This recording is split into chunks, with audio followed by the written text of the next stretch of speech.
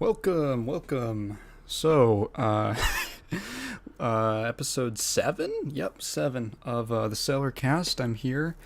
I'm back from retreat. I got my magnets for me to fiddle with while I talk. And literally seconds before I was going to sit down to record this, I was like, let me get a drink just to, keep the throat wetty while I talk for like over an hour. So I went and got some iced tea from the fridge, and I came back, and I've got these two coasters on my desk. One is for the milk glass, and the other is for the juice glass, or the non-milk substance is. And I set it down, and as I set it down, and I sit down at the same time. However, I was not looking. I was thinking about what I was going to talk about. So I set it down on like the edge of the coaster, and then it just tipped over and spilled all over my keyboard. So I just panicked and spent the last few minutes drying it off. It's a mechanical keyboard, so there isn't really a risk of any internal damage. Really, I kind of just like dried off the space underneath. I took a paper towel and took just the edge and just kind of swiped it through like a credit card. And now it looks pretty much good. Probably still a little moisture, but it should be fine. It should be fine overall. And it's not, I don't drink any like sticky, sugary liquids like sodas and stuff. So that would have been really bad. That would have been bad. But no, that's just been, I couldn't just not bring that up. So yeah, I'm back. I'm all right. I'm feeling pretty good. I'm feeling refreshed. It was like 4 days without technology. I was like a leader on the retreat. So, talking to I had some like small groups with like some of the guys who are gonna be seniors next year from my high school. So that was cool. I thought it was good. Now I'm back, and I'm plugged back into the Matrix, baby. And with it comes, actually, honestly, I might just have to make the Blizzard just a recurring segment, depending on how much news comes out. But it seems like it's kind of slowing down, honestly. There is there was wind of it, but now it's officially underway. An additional lawsuit against them by the shareholders, who are basically claiming that I think the charge is like failing the leaders of the company. They're suing the leaders of the company that they failed to perform. That's the verb. They failed to perform their fiduciary duties. That basically means, how did you let it get so bad? Holy fuck. We're losing money now. And, so they are, it's a civil case. Both of these are civil suits, not criminal suits. Criminal suits would be interesting, but alas, it's just going to result in a payout. I talked about that a bit last episode, but yeah, so apparently what's really egregious is apparently where I would actually, there is like the very arcane reason that they're suing them for making them less money. Just like, there's or losing them money, because there's like, I feel like there's something a little more important that happened here. Like, someone died, and a bunch of people had really traumatic experiences. However, the thing that is a little more sympathetic, I guess, is apparently Blizzard leadership did not inform their investors or their shareholders of the ongoing investigation by the state of California, which had been going on for about 2 years, starting in like 2019 or something. And they just didn't tell them. And I'm assuming what was going on is they knew it was bad and they were trying to cut it off at the pass, which is why there was that horrible PR statement at the beginning of all this where they said they lambasted the state of California for not, like, what? Guys, like, they didn't even tell us what we were doing wrong. We just didn't know, guys. They're basically trying to plead ignorance and like, well, they didn't tell us that we were like molesting people. Like, we didn't know that. We did that? What? We fostered a company culture that led to horrific sexual abuse? What?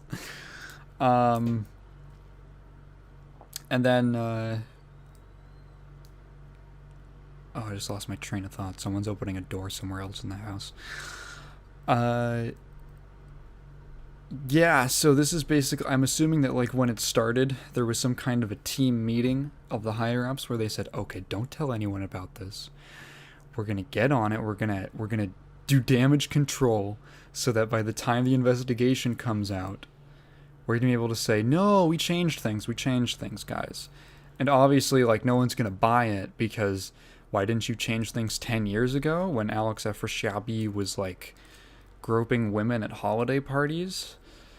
But instead, they, they only started to make changes after the investigation began. Basically, it was a big PR thing because they're trying to weasel their way out of any consequences for their incredibly negligent / malicious behavior. And part of that is just not telling investors that there's an ongoing investigation by the state of California into their company culture. So I would be legitimately upset if that's very understandable actually. If I was a shareholder, you just didn't tell me about this stuff. Other than that, there is one interesting thing, and I realize that this may be dipping into a strange territory, but there was a post on Reddit by user Sonic Racing to the subreddit r/conspiracy. Now I realize that this is going to get a little funky, but I read through the whole thing, and I think it's pretty interesting. So mind you, take everything here with a grain of salt. But it seems like the research is pretty, like, information that was out there, and it seems fairly grounded in reality based off of existing evidence that anyone can find with a quick Google search. It's just putting the connecting the dots. Which again is like, anytime you start talking about conspiracies, it sounds funny, but the title of this post is, brace yourself, you might want to be sitting down, Activision Blizzard's ties to the CIA and the War on Terror. So, I don't want to read through the entire thing, but I suggest that you look it up yourself. It is quite interesting. It is pretty, So, this all kind of tips off with the union-busting law firm that Blizzard has, or ActiBlizz has enlisted to be their, like, third-party investigator, adjudicator right now. WilmerHale. Now, WilmerHale is not just known for busting unions for Amazon. They also... Here's an interesting little connection. Here's where I believe the rabbit hole starts. WilmerHale was the former employer of Ian Hazzikostas. And if you are not familiar with Ian Hazzikostas, he is the lead creative director on World of Warcraft. Interesting. Before working at Blizzard, he actually had no background in game design, He started working there in 2008. Worked for WilmerHale from 2005 to 2008, at which point he went to Blizzard. And interestingly, he had no background in game design until working for Blizzard. And then suddenly he joins them, and I'm assuming he didn't start as creative director, but he was in a creative role and then became creative director, which is kind of odd. It's a kind of unorthodox career path, you know? Especially because he seemingly had a fairly, decent career path as a lawyer. He was working for, as a clerk for, what's the fella's name? Something Randolph, who was let me find the name. Raymond Randolph at the DC Circuit, which was apparently getting a spot as a clerk for someone like that, is a pretty great boon to your resume. And so he was actually, that was around 2004, I want to say? Sometime in the early 2000s. And so he seemingly had, could have stayed in law and done pretty all right. However, he moved over to Blizzard, which is a little strange. And then you start looking at some other people that ActiBlizz employs. Including, as the post continues, Activision Blizzard's new chief administrative officer, Brian Bulatow, who served in the Trump administration as the chief operating officer of the CIA and joined Activision in March 2021. Fresh out of the executive branch. And if you're curious, he is now I believe the head of human resources. Interesting. Another hire from March, Activision Blizzard's new executive vice president for corporate affairs, Frances Townsend. You might remember her from blindly ignoring, basically calling out the harassment allegations as being false. She is a former Bush White House aide who, to remind you all, defended the administration's torture of prisoners at the U.S.-operated prisons such as, I'm going to butcher this, Abu Ghraib in Iraq and Guantanamo Bay in Cuba. Next up is Grant Dixon, who became Activision Blizzard's chief legal officer in June 2021. Why are these all this year? Had previously served as a legal advisor to President George W. Bush. Perhaps the most unexpected Blizzard employee to have possibly... Ian Hazzikostas. So, this is kind of interesting because you look at this rep sheet and these are all... none of these are in creative positions or anything like that. But you do look at it and you're like, well, it's a little weird... if one of these people had come on, that would be one thing. It's a parlay from government or intelligence into gaming. Sure, okay. The fact that there's 4 of them is weird. And also that 2 of them are from the Bush administration and one is from the Trump administration. And it kind of raises some eyebrows when you're sorry, so, what do these people have to do with video games? None of these people have any experience in the games industry. And I know that it's, managerial or executive type stuff. But it is strange, It's a little odd. So the first kind of section of this post is called The Guantanamo Connection. So basically just to skim over some of the important or more interesting details. So he was a clerk for Judge Raymond Randolph.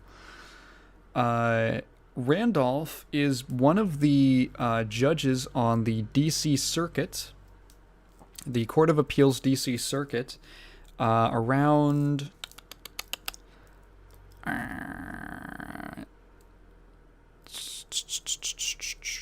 I should have highlighted some of the important dates and stuff. Basically, the important part is that around the time that there were multiple lawsuits against the United States from prisoners at Guantanamo Bay, that their human rights were being violated via stuff like torture and force feeding. Basically, they would be imprisoned without evidence of their crimes, without, sentencing, and then imprisoned past their date, past the date they should have been freed. And then when they protested this by, for instance, going on hunger strikes, they would be force-fed via tubes in their nose. So these people sue the United States, saying that this is a violation of their human rights, and those lawsuits are struck down. They are said, nope, it's not. And then they appeal those, and the appeals go to one Raymond Randolph, of whom Ian Hazzikostas was a clerk for. And now, mind you, being a clerk for someone does not mean that you, oversee or you make any decisions for them. But there is a connection there, and Randolph is was quite outspoken about the Guantanamo Bay detainees having absolutely no rights under the U.S. Constitution, and that the Geneva Convention could not be enforced there.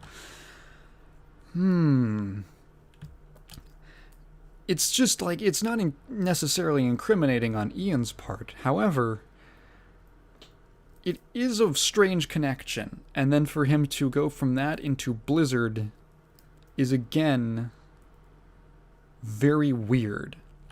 So the post quotes, or I'll quote the post, "We will likely never know the full extent of Ian's judicial work, since behind-the-scenes details of the judicial decision-making process are often kept confidential, but Ian could very well could have played an important supporting role in Judge Randolph's crusade to imprison terrorism suspects indefinitely without trials." And there was someone in the comments saying that is a little shaky. So I'll move on. Next thing. So Ian completed his judicial clerkship and joined WilmerHale as an associate in 2005, and then left for Blizzard in 2008. Coincidentally, documents leaked by Edward Snowden show that in the months preceding Ian started Blizzard, federal intelligence agencies had developed plans to infiltrate Blizzard and World of Warcraft. The documents show that the NSA considered World of Warcraft a, quote, target-rich communication network and sent spies to begin taking action now to plan for collection, processing, presentation, and analysis of these communications. A Blizzard spokesperson said they had no knowledge of the operation, blah, blah, blah.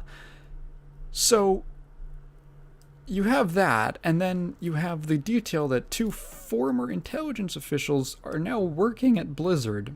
The aforementioned Brian Bulatow and Francis Townsend. And it gets a little weird, nothing incriminating again, but it's just a little funny.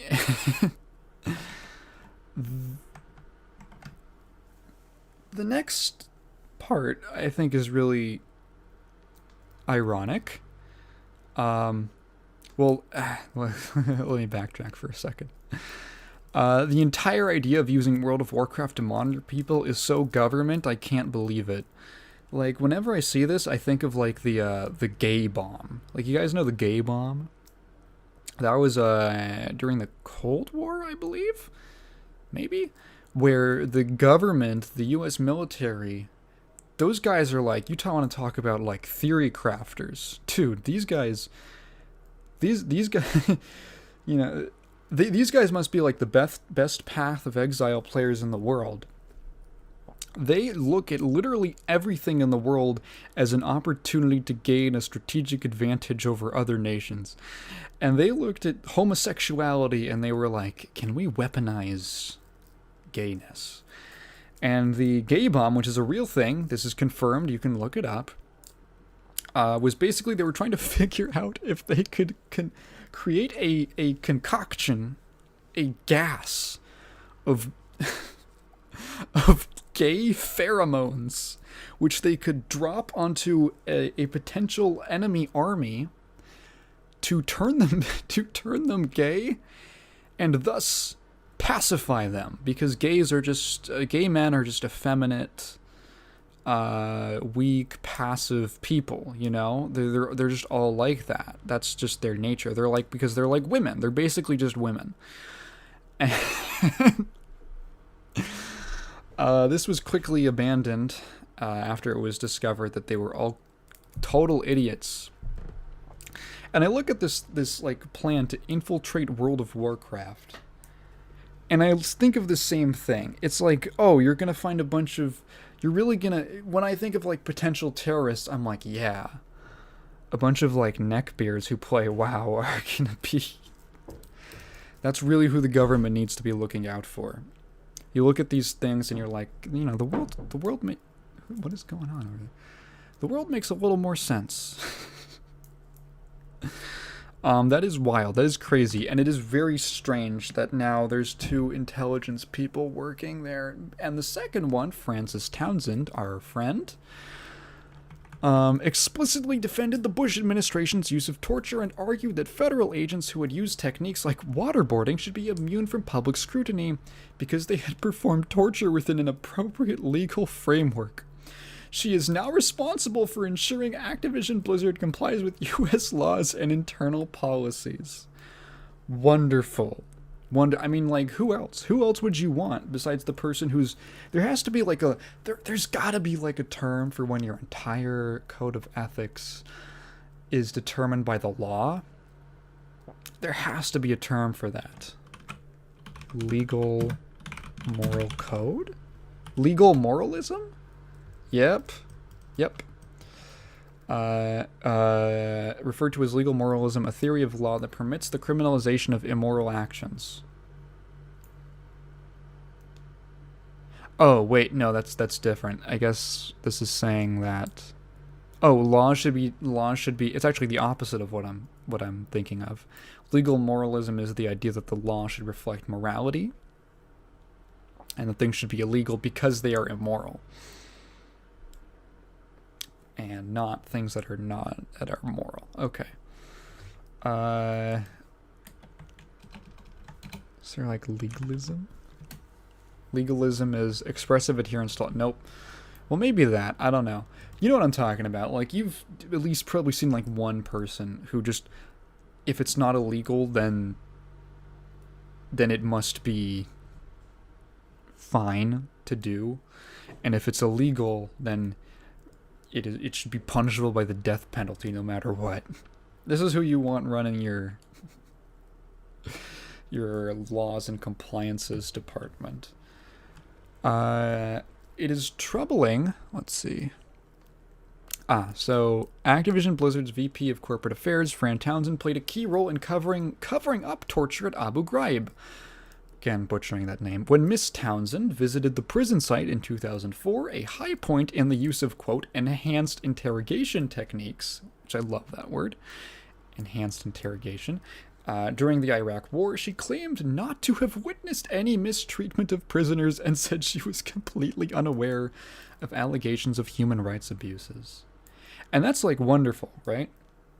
Because everything makes sense now when she said that, like... When she said that she didn't know of any harassment going on at Blizzard, it makes sense because they literally hired a blind person. They literally hired someone who, like, cannot see or hear, or maybe even not be able to smell. They might be nose blind, you know? So actually, like, I think that a lot of support should be extended to Francis Townsend, and honestly, commendation that someone who has even more senses missing than Helen Keller would be able to achieve such a high position in government and Activision Blizzard. It's really commendable, really. So the end of the post. Basically, the rest of it is a wrap up. But like, you look at all these details, and then you think like, this just like things start occurring to you. Like these things just kind of start stacking on top of each other. Like it was known that Ian Hazzikostas was a lawyer for like DC or something, but he never really talked about it much. You know that, and then like you find out that like, oh well, they hired all these like government people from like the Bush administration who were like pro torture, and then you start thinking about like, oh, do I have to burp? Pardon me. You start thinking about the connections to the CIA, and then you start thinking about like Bobby Kotick and how he's in like Jeffrey Epstein's book, and then you start thinking about like Jeffrey Epstein. And then you start thinking about, like, Activision making Call of Duty and, like, depictions of the U.S. military in popular media. And then you're like, can we just go back to talk? Can we just go back to making games, guys? Can we just go back to making games, please? Please? I don't like this. I want off the ride. I want off the plane. I want off, Bobby. I want off the plane. Take me off. Oh.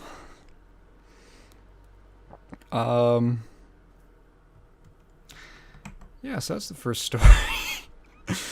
Let's see. That's gonna be like probably the darkest thing that we go over today. I just thought it was kind of interesting. Next thing, a little lighter. The Street Fighter V Summer Update. Yeah! I literally have no idea how to transition out of, like, Guantanamo Bay into talking about Street Fighter V. So, yeah, Street Fighter V is, like, the first Street Fighter game that I actually really enjoyed. I tried Alpha 2, Alpha 3, I tried, like, Turbo, I tried Third Strike, and just none of them really connected for me. I didn't really like any of the characters from a gameplay perspective. I thought some of them had cool designs. I think the music is always great. The artwork is always great. But just kind of from like a gameplay perspective, the characters didn't really appeal to me. And then I just decided kind of on a whim to try out 5. And I actually ended up having some fun in it. And how much time did I even put into 5? I put in about 70 hours.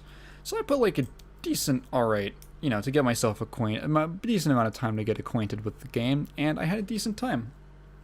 I'd never claimed to be any kind of expert. I never really got past, like, bronze or silver, because I was just kind of figuring the game out, and I usually also don't do that great in ranked stuff for anything.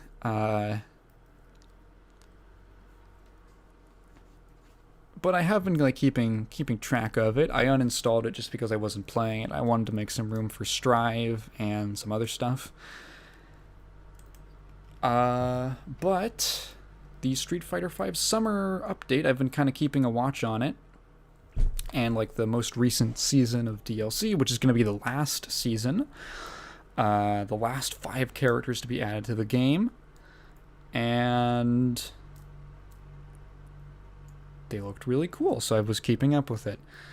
Basically, at the update stream, they did it's really neat how communicative they're being, compared to a lot of, like, basically a lot of Capcom in the past, where it usually fell to people like community manager leaders like Combo Fiend and guys like that to kind of communicate, and that was always like through Capcom America or Capcom USA.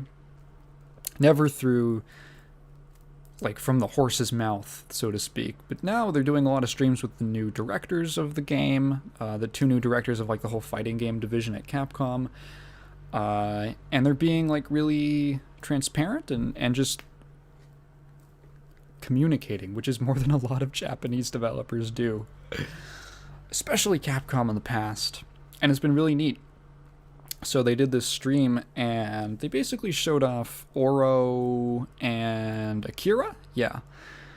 And they both look pretty neat. Oro is not a character who... He's a good pick. He's like a good...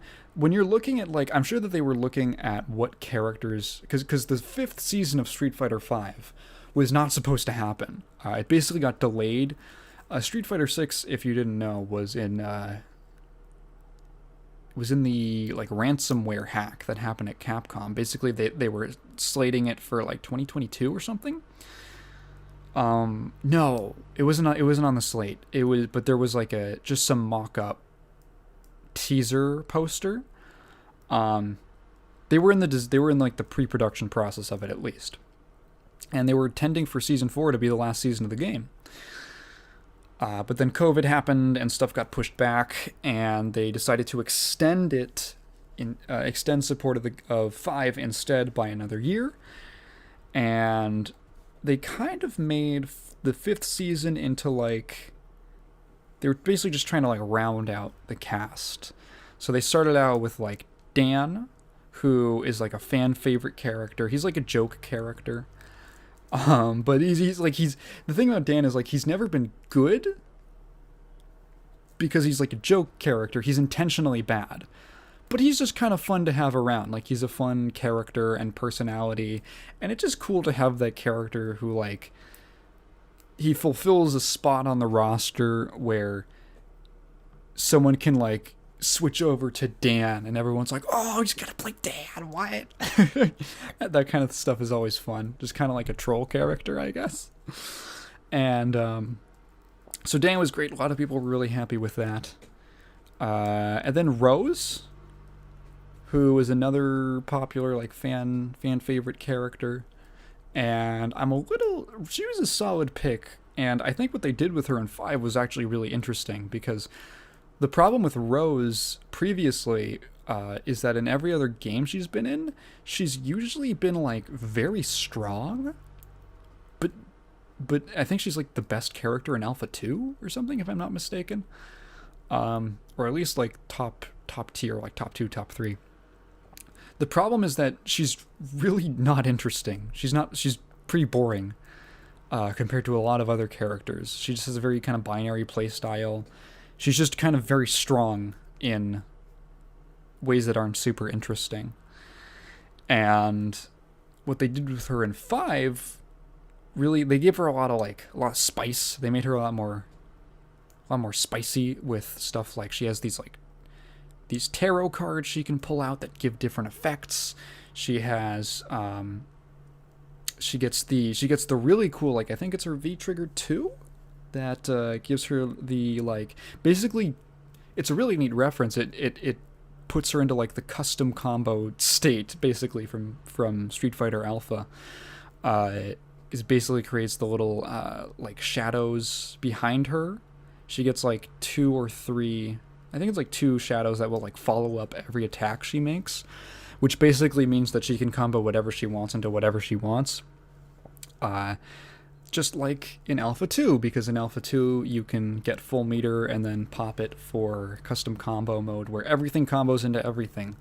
And it even like visually, it's a very clear like reference when you look at them side by side, because visually, like when you go into custom combo mode in Alpha, you get the same kind of like ghost shadows behind you effect, like following all of your character's actions. And they made her really interesting and cool. And then Oro I think was also a good pick, because there's a lot of like Street Fighter 3 characters in the game already. There's like Urien, Alex, Gil, who else? G is kind of like a reference to Q, basically. There's a lot of parallels between. He's like an intentional parallel to Q. But there's like a decent number of like Street Fighter 3 characters, and I can imagine when they were looking at the roster of like other characters from 3 that they could put in the game, they were like, okay, well, we already have this many in the game. This representation of other kind of like popular characters or well-known characters from 3. And then in 4, there was like Makoto, Dudley, Elena, and I don't think there was another one. My memory of the Street Fighter 4 roster. Oh, Yunin Yang. I think Yang was in 4? Was Yang in 4? SF4 Yang. Yep, he's in 4. So it's like quite a lot of representation already for characters that were decently to very popular in 3. And so when they were looking at the rest of the cast, they were like, okay, so there's like Necro, 12, and Oro. And I think Oro, out of those, was a good pick. I think Necro is, personally, I just think he's cooler. It's like a weird snaky guy, like electric snaky guy. But Oro is a good kind of like subversive pick from 3. Because he kind of represents a lot of the... 3 was really where the series started to embrace, like, okay, Street Fighter 2 was mostly all just, like, martial artists, basically. With, like, Blanca was the one weirdo. And then 3 was like, okay, here's all the monster people. And, there's some, like, regular people, human beings in there as well, but...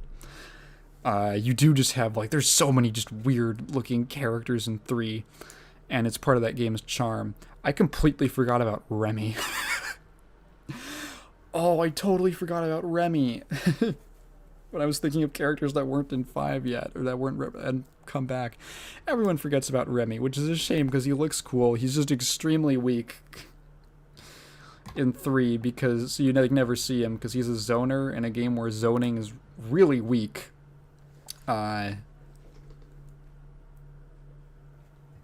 So Oro was a nice choice. Out of the available options, Oro was a good one. And then they came out and they were like, Akira from Rival Schools, and everyone lost their minds because Akira, if you don't know, Rival Schools hasn't had a game. There was like 2 Rival Schools games, and the last one came out in Schools 2.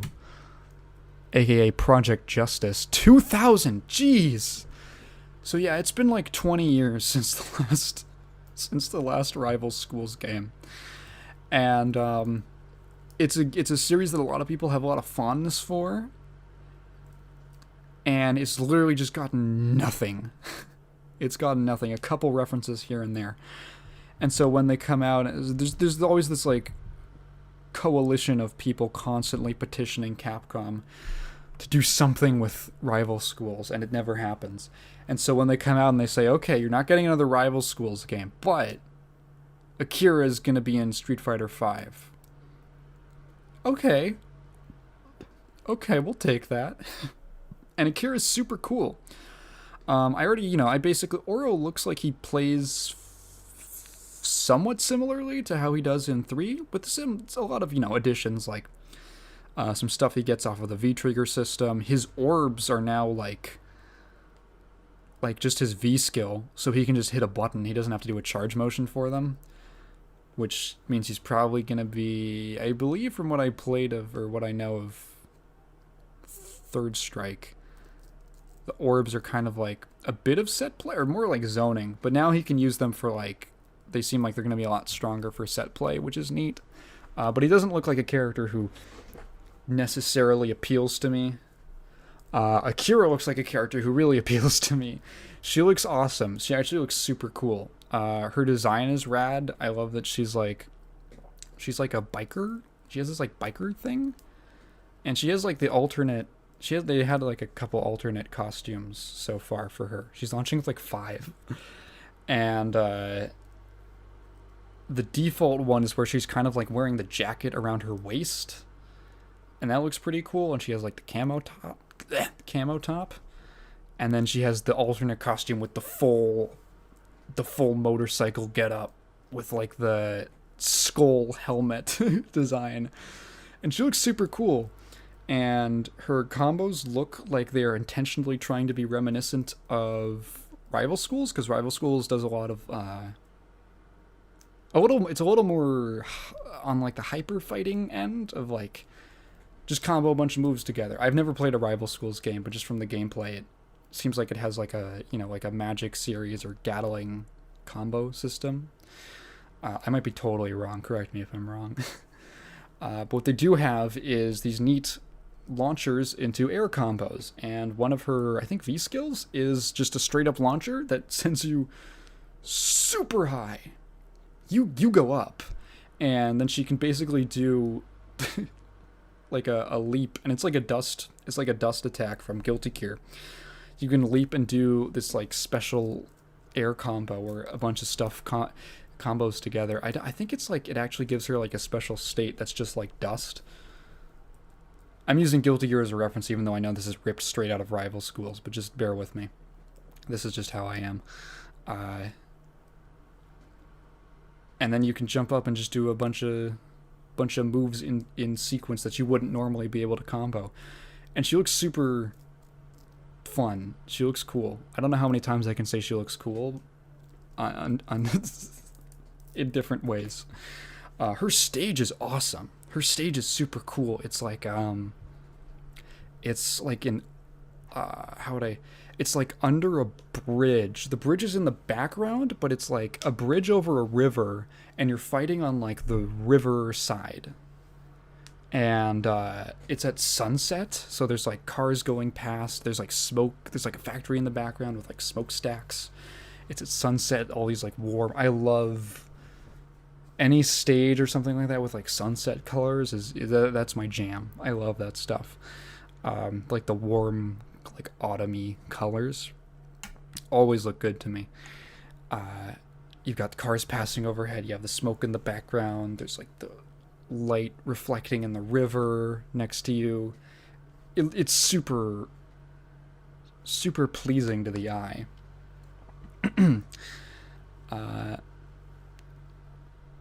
So they finish that. Everyone's like, okay, cool. But there's been this build up. So those are the first 4 characters. And Kira and Oro coming out on like the same day in like a few weeks or something. So they announce the release date for them, and they say, hey, don't go anywhere, because we've got the 5th. They don't say the 5th character, but they say we've got some bonus footage. And everyone's like, oh, it's got to be the 5th character, right? Right? There's been this build-up, this mystique around who the last character of the game is going to be. Because you look at it and you're like, who else could they add? Because, like, is it going to be a returning character or a new character? Because every other character has been either, like, returning fan favorite or an existing character. Like, you know, Akira, who's basically like a fan service character. Like, throwing all the Rival Schools players a bone. So, like, what would be... There's, you know, kind of a theme of, like, existing... This is, like, the season to round out the cast. Just a lot of, like, nice picks, you know? So what could they do for the last one? Because if it's an existing character, who would be fitting of the final addition to the roster? Because they've already got, you know, basically all 3 of the main villains of Street Fighter. They have Bison, Seth, and Gil. So are they going to introduce someone new who's like a new antagonistic force? Are they going to do a new, like, important main, like limelight character, something like that? Like with Alex in Street Fighter 3? And the answer was yes. That is exactly what they did. They were like, hey, it's Luke. And you're like, who's... I found it weird that they said his name before showing the trailer. I don't know. I feel like it robs a bit of the reveal. power. But they were like, yeah, here's Luke. And then they throw it to a trailer. And then the trailer starts. And he's like an MMA guy. And I was like, oh. Okay. Alright. He looks neat. He's literally just like an MMA guy with like shorts. Like fighter shorts. He has tattoos with like a big star on his chest and like some stars on his arms and like some stripes on his waist. And he's an MMA guy. And they described him as like a peek into the future of Street Fighter, which is really interesting because that's what they tried to do with Alex, and it was extremely unpopular. It didn't work. Alex is kind of neat. He's sort of cool. It's a little weird that you would make your main, like, your new hero, like a grappler character. They don't usually fill that role. But Alex has never really been that interesting, and I don't know, it's weird, okay, because, so if anyone doesn't know, a quick history lesson. Street Fighter 2 was a huge success. Capcom was rolling in the money, and they were like, time to make Street Fighter 3, baby. Well, actually, that was after the Alpha series. They were like, okay, and Alpha was a prequel, so time to make the sequel to Street Fighter 2. And they went all out. Like, when I said Street Fighter 3 was a bunch of weirdos, Street Fighter 3 is a bunch of weirdos. They basically did a location test in Japan, and literally not a single character returned from 2. And the reaction was incredibly negative, because people were like, who are these people? Where's Ryu? Where's Ken? Where's Chun-Li? Where's Guile? Where's Zangief? Who's Necro? What the heck? Was Necro in? I don't remember if he was in the first version of Street Fighter 3. So then in a panic, Capcom goes, oh no. And they take like 2 months, 3 months that the game like had to release, and they just really quickly throw Ryu and Ken into the game, basically to just give it some character recognition, and also it's easy to do them because you can just trace a bunch of moves from Ryu to make Ken's animations. And then Street Fighter 3 came out and it sold really badly. Street Fighter 3 was a big financial flop. And they literally, the only reason that it got 2 more versions and why Third Strike eventually became renowned as one of the best games in the series is because they literally just had so much money, and the team really felt bad about failing so hard that they just wanted to improve the game. And yeah, so they did Third Strike, and Third Strike kind of kept the general fighting game scene afloat for a good few years in the 2000s, when it went on a bit of a decline. And because Ryu is in the game, everyone's like, well, Ryu is Mr. Street Fighter. He is the guy. He's basically synonymous with fighting games as a whole. Like, when you want to, if you're just like making a thing about fighting games, you put like Ryu as like the representative. He's the guy. So people often forget about this, but Capcom did not hold that necessarily to be true, or for Ryu to be synonymous with the series. And so when 3 came out, when the original version of 3 came out, New Generation, it was supposed to be the new generation. And the new main character was supposed to be Alex. And no one cared about Alex. It also doesn't help that in every game Alex has been in, he's been like bad.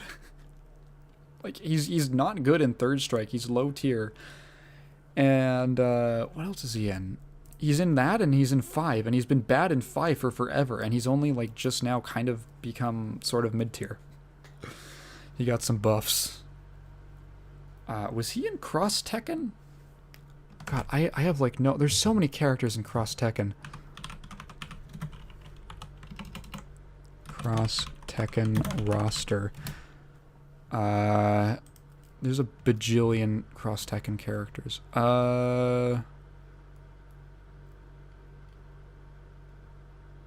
No. No, he is not. Wait, where is he? Cameos. Oh, he has a cameo. Okay. Yeah. So his only representation in any of the games is him being not good. So there's not a lot of hype around Alex. That was the last time they tried to push the future of Street Fighter. And now, thankfully, I guess, or fortunately for them, the reaction to Luke has been curious. People don't really know, because they aren't like saying like, this is the new Ryu, guys. He's just, in a way, it kind of makes sense. Like, obviously Ryu's going to be in 6.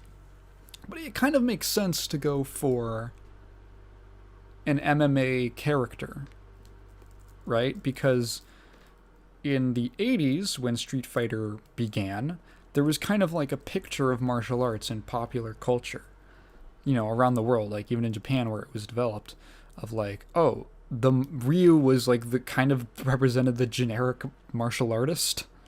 He's the all-rounder character, he's the main character, he's the hero, his moveset is all-round, and he kind of represents like the basic idea of a Street Fighter character, gameplay-wise. And now, when you think about martial arts, most people think about like MMA and mixed martial arts, and not necessarily as much of like the karate, kung fu, Eastern stuff. You know, back then, if it was in the West, it was usually stuff like boxing or wrestling, I would say. And then when martial arts were in the conversation, it was always like, oh yeah, martial arts from Asia, and never something homegrown in the West. So it's interesting to now say we are going to not retire that idea of like that image of the martial artist that Ryu kind of represents, but we're going to now, he's going to be joined by, on the roster, by a character who sort of represents the new school of martial arts, the modern age. And they might have been trying to do that with, again, because they might have been trying to do that with Alex, because Alex is a wrestler. And in like 2000 or 97, when 3 launched, wrestling, at least in the West, I want to say was a lot more relevant than it is now. So they might have literally just been going for that, and they've had their finger on the pulse of like what a martial artist is in the popular culture, and Luke is kind of like the symbol of that now. I'm not super... His gameplay actually looks kind of neat. Like, his combos look cool. He's doing this, like, bunch of neat, like, punch someone to the wall, into a wall bounce, into, like, uppercut stuff, which always looks cool in Street Fighter's style.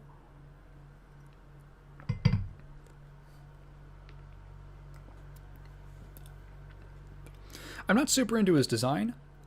He's got, like, I'm just not generally into like the MMA thing, and he also reminds me. I was looking at it. I'm like,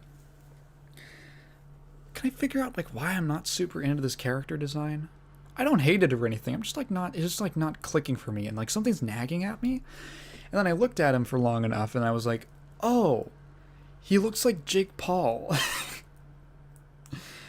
And that was, you know, the connection was made for me because, you know, Jake Paul has recently been doing like the wrestling thing, not wrestling, sorry, the boxing thing, and, you know, it's not quite MMA, but it was in my head, right? Like a blonde guy with like just kind of like messy shaved hair, shaved on the sides, and I'm sure it was not the inspiration. I'm almost certain it was not. The Paul brothers are not very popular in Japan for many reasons. Um, but I looked at it and now I literally can't unsee it. And every time I see Luke, I'm just going to think of Jake Paul. I don't know. He might grow on me. You got a little bit of his personality in it. He's like, I want to be. He has someone. He has someone. They're being vague about it intentionally, probably for the mystery of who's the next entry or where the series is going to go. But he does. His trailer does open with like, I want to be that kind of a person or something like that. Like I want to be like just like him. Which he might be talking about Ryu. He might be talking about someone else. I have no idea. But it's interesting. And they literally just showed him off. Just his gameplay, no further details. Just, hey, here's his character, here's his design, here's like a minute of, like a sizzle reel of a bunch of gameplay stuff. And it was alright. And it was interesting. Everyone is curious. Some people are really into mainly his design, and they think his gameplay, from what we've seen, looks neat. But the general tone is... Whoa, just smacked my chair on my desk. The general tone is, let's see where this goes. So that's cool. I probably... Honestly, most of the Season 5 characters have not interested me very much. However, I might legitimately reinstall the game just for Akira. I think she actually looks really neat. And buy her. Okay. I think she actually looks really cool. And I want to try her out. And, sometimes a character who's in, the very end of a game is what makes you fall in love with it. There's some people who didn't like Exerd until Biken. Some people who didn't want to play Exerd until Biken came out and they were like, I want to play that character. It's kind of ironic that that's the first thing that came to mind. I was just thinking of really unique Guilty Gear characters who also came at the end of their respective games release cycles. I was like, oh yeah, Biken was in Rev 2. And she's a huge fan favorite, and she also has a really specific weird play style. But there's people who did not click with Exerd until Biken came out. I forget who was in the last two. Who was released in Rev 2? Answer? Yeah, Answer's another one. Exerd Rev 2.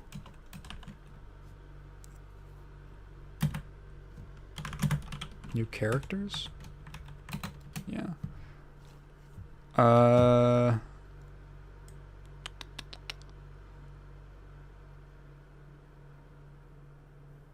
Was Jam not in the game until Rev 2? Are you serious? Really? Huh.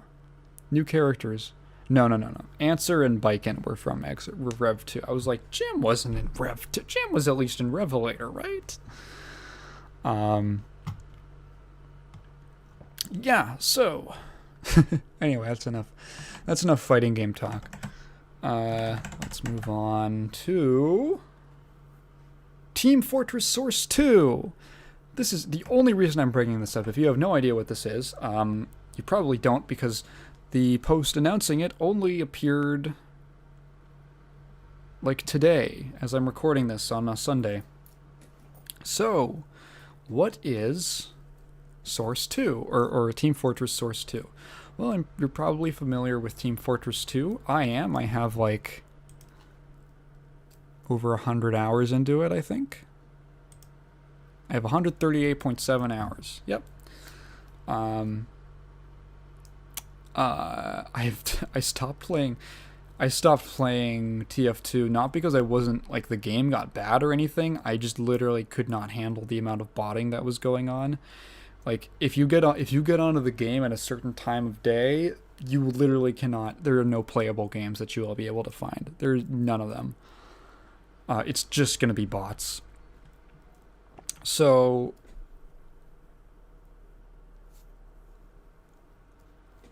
there's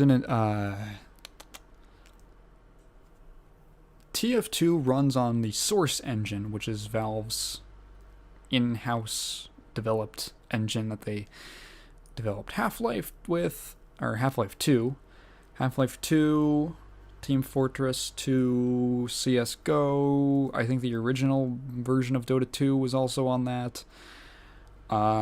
It is like a 14-year-old engine, and the cracks have been showing for a while. It doesn't help that TF2 is also a massive spaghetti code. And there has been an outcry from a portion of the fan base, of the community, that TF2 needs a revitalization, basically an update to basically recreate the game in Source 2. Now, Source 2 is Valve's sequel to the original Source engine, and it is what the current version of Dota 2 runs on. Half-Life Alyx was built on it, and Artifact ran on a Source 2. I looked up. There's like not a lot of games have been made with it. Dota 2. Oh yeah, really. Dota 2, like a tech demo called Robot Repair Artifact, Dota Underlords, which is literally just a custom game mode for Dota 2, and Half-Life Alyx. There is a project by a studio called Face Punch Studios. Now, I'm not entirely up to date or up to par, up to snuff? Yeah. On my knowledge of this studio, but they are the developers of Garry's Mod. Garry's Mod is the... I don't have to explain to you what Garry's Mod is. Garry's Mod is the Source Engine sandbox game. So, started by Gary Newman. And basically he is... They made Rust. I didn't even know that. I'm so out of the loop. They're called... So Face Punch Studios is now working on basically Garry's Mod, but with Source 2. And it's called Sandbox. And I really like the name Sandbox because it's S and then an ampersand box. It's S and box. I like that a lot. Basically, it is a... I don't know how... I guess they collaborated with Valve to get the development kit for Source 2 so that they could do this, because nothing else... Source 2 is like the proprietary... It's Valve's proprietary engine. And they're now working on Sandbox. So there is... it's like a... It is currently in development. I'm sorry if I sound kind of frazzled during this. I'm trying to quickly remember, like, get the whole story straight. Maybe I should have done that beforehand. Oops. But I don't think anything I'm saying is incorrect. Sandbox, currently in development sequel to Garry's Mod. Started in late 2015 with a focus on virtual reality. Formally announced in 2017, is being developed on Unreal Engine 4, and then they shifted over to Source 2 in March 2020, so actually fairly recently. And now there's like a beta for it, from what I understand. And these developers who got a hold of the beta are now working on a recreation of Team Fortress 2 in Sandbox. So this would basically make it the Source 2 version of TF2. Now it's a very new project, and they have only put out one blog post, basically just talking about the dev process and the stuff that they've done already. And it's one of those cases where, like, you should not don't get your hopes up, because it is a mod, and mods are worthless until they officially release. But I am personally interested in it because, one, it's a nice little revitalization of a very old game that I want to enjoy more than I am able to currently. And there's also some really interesting details in it. Namely, the way that Sandbox works is that, well, to draw a distinction, so there's 9 classes in TF2. There's 9 different playable classes, and the properties of each of those classes are just hard-coded into the game and cannot be changed. They're just presets. The way that Sandbox works, and the way that they're building TFS2, as it's being called, they're basically making it, they specifically are making classes moddable. And the reason for that is because they specifically said that they wanted to leave open the possibility of other developers and other modders to fork their project to make other versions. So you can actually change, they have a bunch of, basically every possible value you would want to change on a class. You could make the scout as slow as the heavy, or you could make the heavy as fast as the scout. You could, I'm assuming, like, change, do stuff like change height and things like that, values like that. Let me scroll back down. Yeah, implementation. So player model, hands model, which would be the visual thing that you get in the first person mode, max health, max speed, their weapons, holding poses, abilities. So like for scout, it's like amount of extra jumps mid-air. This class is immune to afterburn, which is like a little tick box. Auto regenerate, blank health per second, time for maximum something out of combat. You can mod weapons. You can change the models. You can change basically every detail about them. And literally the only reason I was not going to talk about this if it weren't for this detail, because that stuff is really, really, really cool to me, and it's really exciting. Like, the changes that they've made so far, or the updates, they've currently recreated one map. Was it Well, I think? Well from original TF2. And like visually it looks nice. It's a recreation of the map with basically just more dynamic lighting, and there's physics objects which can be moved and stuff like that, with not like picked up or anything, but like the pyro can do their air blast and like move, like shove things off tables. It's neat. It's a nice little touch.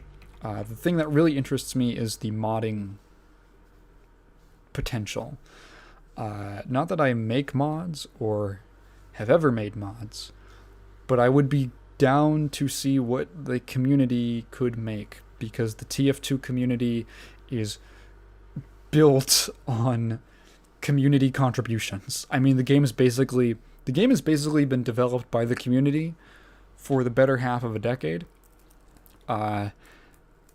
As Valve has just continued, the size of the actual team working on the game has just shrunk and shrunk and shrunk, and they just don't have the resources to make new content, and they've just been like, hey, do you guys want to make some models and new weapon ideas for us? We'll accept so many of them per update. New cosmetics, new maps.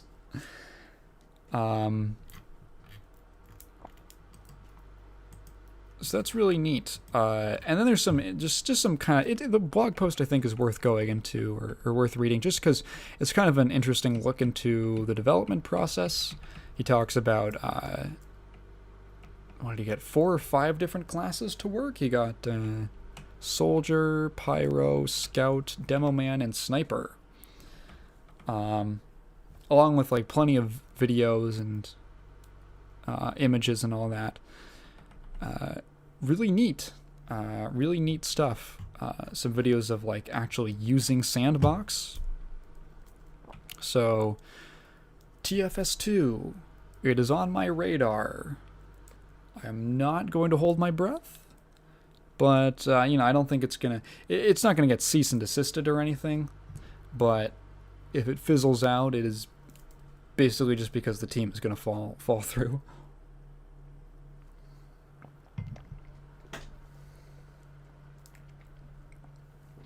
Which can and will happen. In fact, I'd drank too fast. I swallowed a lot of air.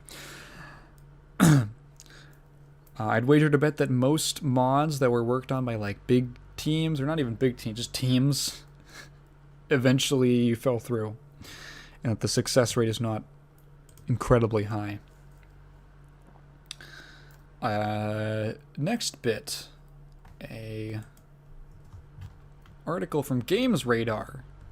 This headline just it made me laugh. The Elder Scrolls 6 won't be released until after Fable, says Xbox boss Phil Spencer. So neither game has had a confirmed release date, but the new Fable 4, I don't know if I think it might just be titled Fable and not Fable 4.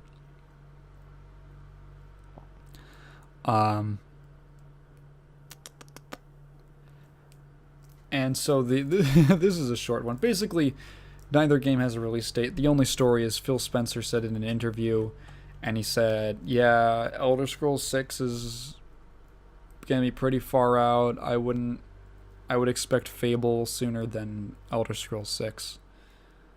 Okay, cool. So I did a little digging into the new Fable game, because I just made a video talking about where Peter Molyneux was a focus, and he is the creator of Fable, and it kind of surprised me because I never connected the dots. I was like, oh yeah, wait, Peter Molyneux left Microsoft like years ago. So how is what's the deal with the new Fable? And he is not involved.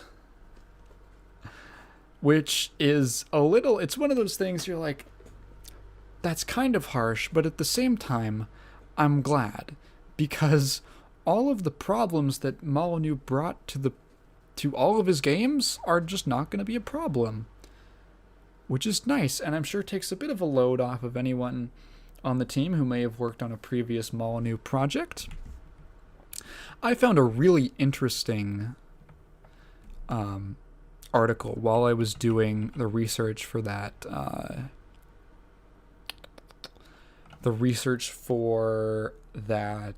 social experiments video, because I was just looking up information on Goddess and all that stuff, and I found this really funny article from when the game was, I don't remember, it was before Goddess released, but it was post Curiosity, so somewhere in between there. And it was an article actually about an interview. Basically, the premise of the article was that it was like something along the lines of like, the way that we have treated Peter Molyneux is indicative of all the problems with this industry. And it was basically talking about this interview that came out from another publication with Molyneux, where like, it is kind of funny. The interviewer starts off the interview with something like, do you think are you a pathological liar, or something like that, or like, are you a sociopath? It's something like really aggressive, and honestly like kind of unprofessional, kind of a lack of tact. I wouldn't have done it. But this was obviously coming from someone who was a very big fan of Molyneux, who felt kind of betrayed by his sweet little lies. And he just kind of goes on to be sort of, same kind of like lack of tact throughout the interview. Just being like kind of overly aggressive and really on the offensive. And this other article written about this interview was basically criticizing it and saying like, we deserve to give Peter Molyneux a chance. He deserves a chance. We should be giving him the benefit of the doubt. he's always shipped games just fine. You know? We should be doing all this. Basically, they were saying the hate he gets is unwarranted, but stated much more dramatically and a little more preachy. And it's really funny because what he pulled with Goddess is like the worst thing he's ever done. It's like the worst shit he's ever pulled. You look at all of his other projects, it's like, yeah, he overpromised. He arguably lied about stuff. Depending on how charitable you want to be. He definitely overpromised and underdelivered compared to his promises. But the games themselves were always pretty decent. Like, he turned out some really good games and some, like, good games. You know, just going by consensus. It was only in comparison to what he'd promised that they kind of fell short. And you have to kind of, like, look at it like, how much of that was him and how much of it was the rest of his team and, like, / Microsoft keeping him in check and keeping the ship. Is the captain asleep and everyone else is like everyone else is keeping the ship on course, you know? And then you look at the Goddess thing and you're like, yeah, I think that was the case.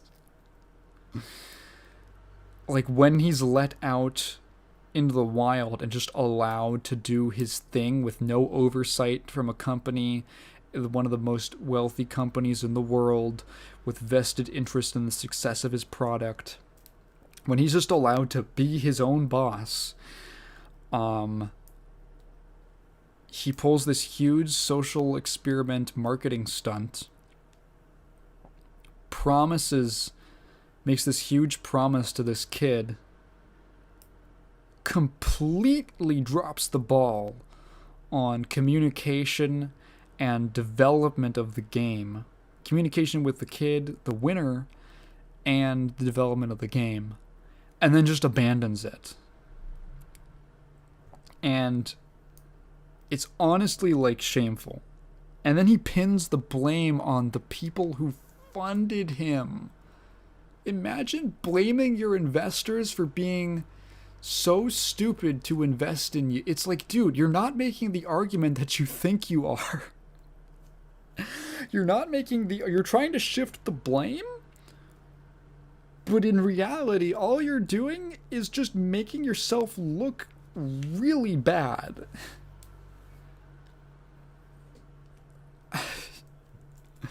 That article was so funny. It's like, he doesn't, and then he goes on to just do the worst thing in his whole career. And honestly, I am very glad, and I think Fable fans should be glad that he is not working on the next game. Because I'm assuming that, like, if they're reviving it, at least I'm hoping it's like Mega Man, right? Like, the great thing with, like, Mega Man 11, I really liked 11. I'm a huge Mega Man fan. The great thing about 11 is that, like, the series was in this limbo state for so many years after Keiji Inafune left. And then Capcom, they're like, they want to bring it back, and they get these two new guys.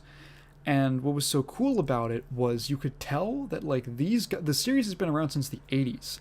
And these guys had been around, or the series has been around so long that the people who grew up playing it are now old enough to be working at the company making the games.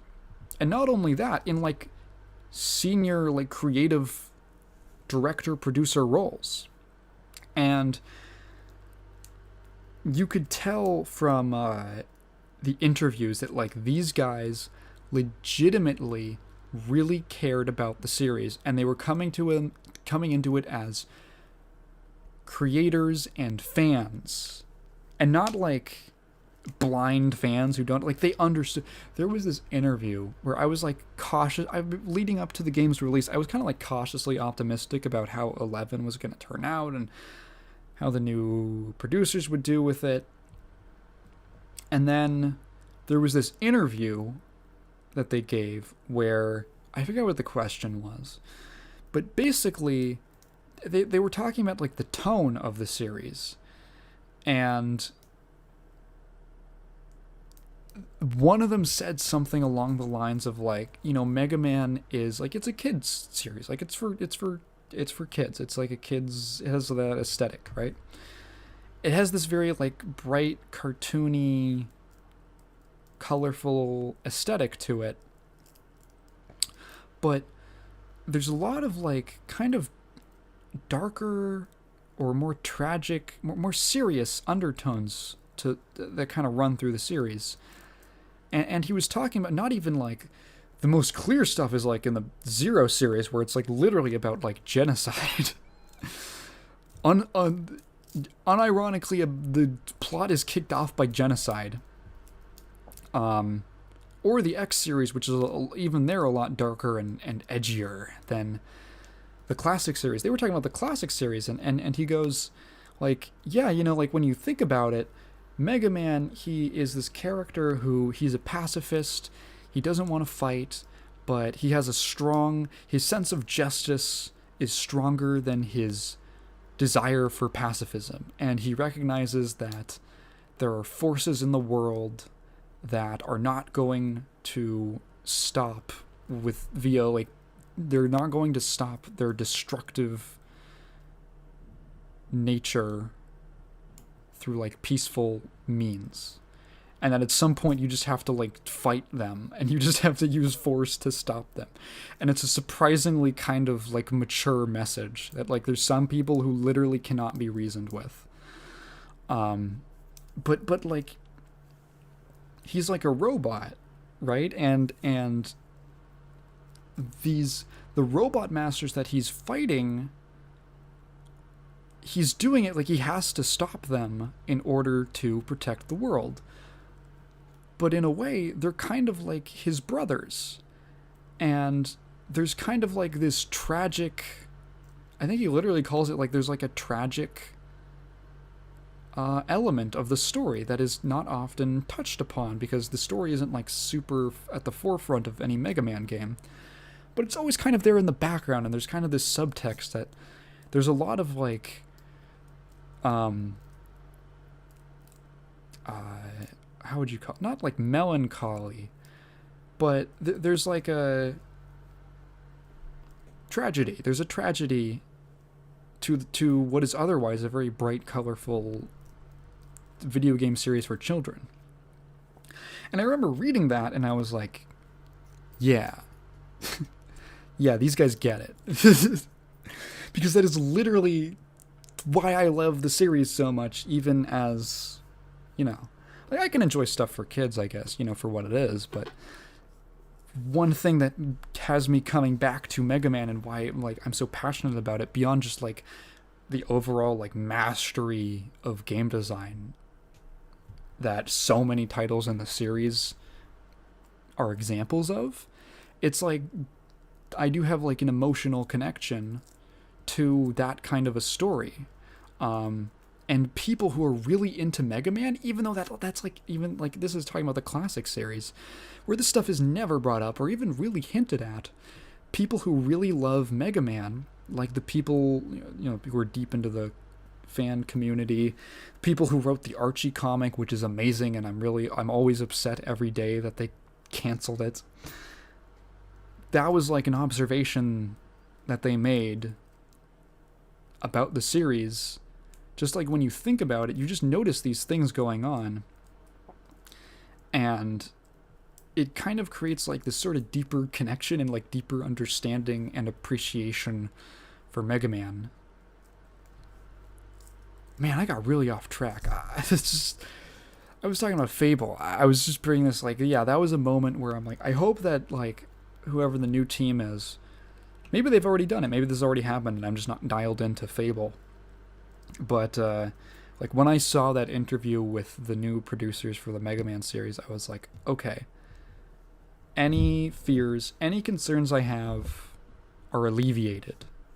I was like, this game is being made by people who get it. And then when the game came out, I remember playing it, and my exact like summary, my one sentence review of Mega Man 11 was, this is exactly how a Mega Man game should be made. I know some people didn't like it, but within the Mega Man community, it was very well received. I thought it was great.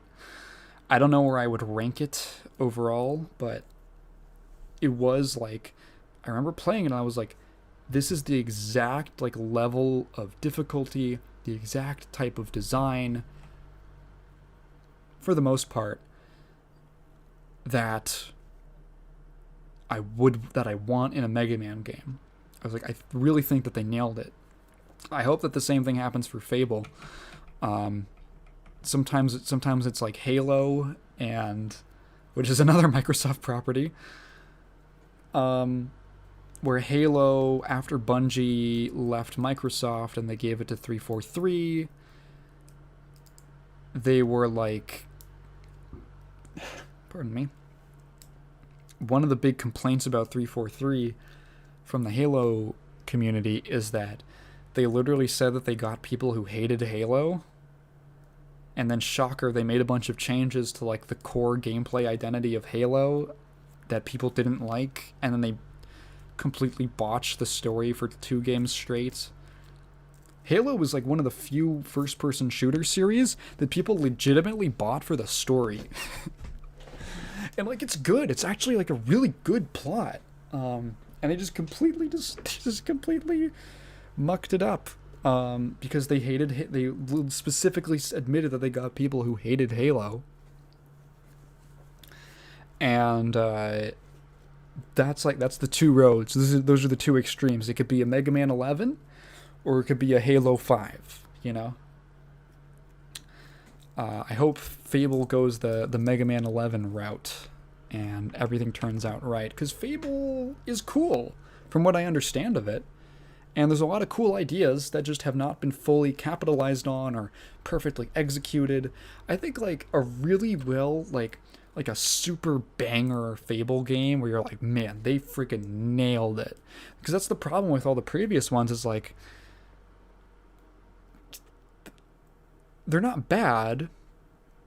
They have 2 things going against them. One is they have Peter Molyneux's gigantic promises, which they can never live up to.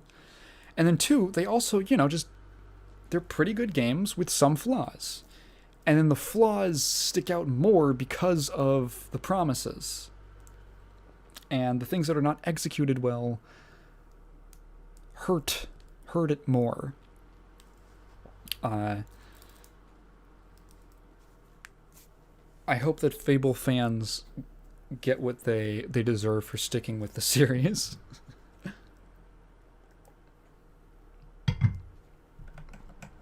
All right. I wanted to talk a little bit about something that is really I've been thinking about recently. So, there's been some uproar in the World of Warcraft community because while the entire company has been exposed for being full of horrible molesters and slime bags, there has been shockingly a lashing out from certain developers against the community. Like, I get it. Sometimes your community can suck. Well, we'll get to that in a second. Sometimes your community can suck, and they can be wrong, and they can be unreasonable. However, maybe in a case like this, maybe just keep your feelings to yourself for a little bit. Because Blizzard dev slams fans, criticizes fans, does not read well as a headline, right? Like, in the midst of ongoing sexual harassment lawsuit, it doesn't read well. And the main target of this, or when people get singled out it is always, because it's never like, they'll never like directly say something, but they'll like a tweet about something. And basically it's been Asmongold. Basically it's been they hate Asmongold, which is interesting because I only recently came into contact with Asmongold's content after I started playing 14, and then he started playing it very shortly after, and has been having a great time, and honestly, it's been like a super positive experience his whole time through 14, which has been really neat to see, as someone who he kind of like bashed the game without playing it for many years because he just thought it was like, oh, it's a weeb game, and then he actually got into it and he realized he enjoyed it a lot and he thought it was really cool and it was a nice break, and the community was super nice and welcoming to him for the most part. And so I've only recently come into contact with his personality, his persona. And from everything I gather, like, yeah, he's kind of abrasive. He tells it like it is. But, like, he doesn't have much of a filter, but, like, when you listen to him, especially, like, when he talks about other things besides games, he's a pretty, like, well-spoken, fairly, like, cogent, intelligent person. Like, he has some pretty interesting, like, he feels like I could be able to have a conversation with him that would be pretty interesting. And he's not just, like, a shallow meathead neckbeard who plays World of Warcraft 8 hours a day, although he doesn't have a neckbeard. He has a beard, but not a neckbeard. And he does live with his mom, and he doesn't shower. But like overall, as a person, he's always come off as like pretty alright, like a pretty cool person. And so I was curious, like, why does he have such a reputation for being so toxic? Like, why do people hate him so much? And I looked it up, and it was like, oh, he would, like, steal loot from people in World of Warcraft. Like, there's a thing, it's called ninja looting, which is, like, the boss. You'll be doing a raid or something, and then the boss will drop an item, and he would just take it when there was someone else who wanted it. Which, like, is kind of a dick move. And he'll admit to that. Doesn't make it better, but he'll admit to it. He makes no pretenses about being, like, not a toxic person.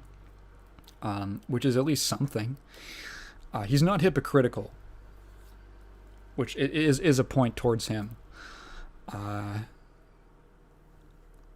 I was like, like, yeah, that's kind of like a dick thing to do, but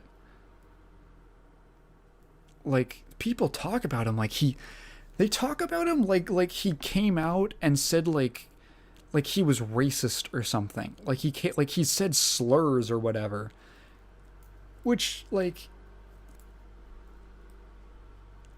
he never he doesn't do that. He actually seems like fairly progressive in a lot. He doesn't use like slurs. He does, even in like a joking, non-serious way. He seems fairly progressive in a lot of his viewpoints. He seems pretty level-headed. And it's weird to see, like, why people, especially Blizzard devs, hate him so much.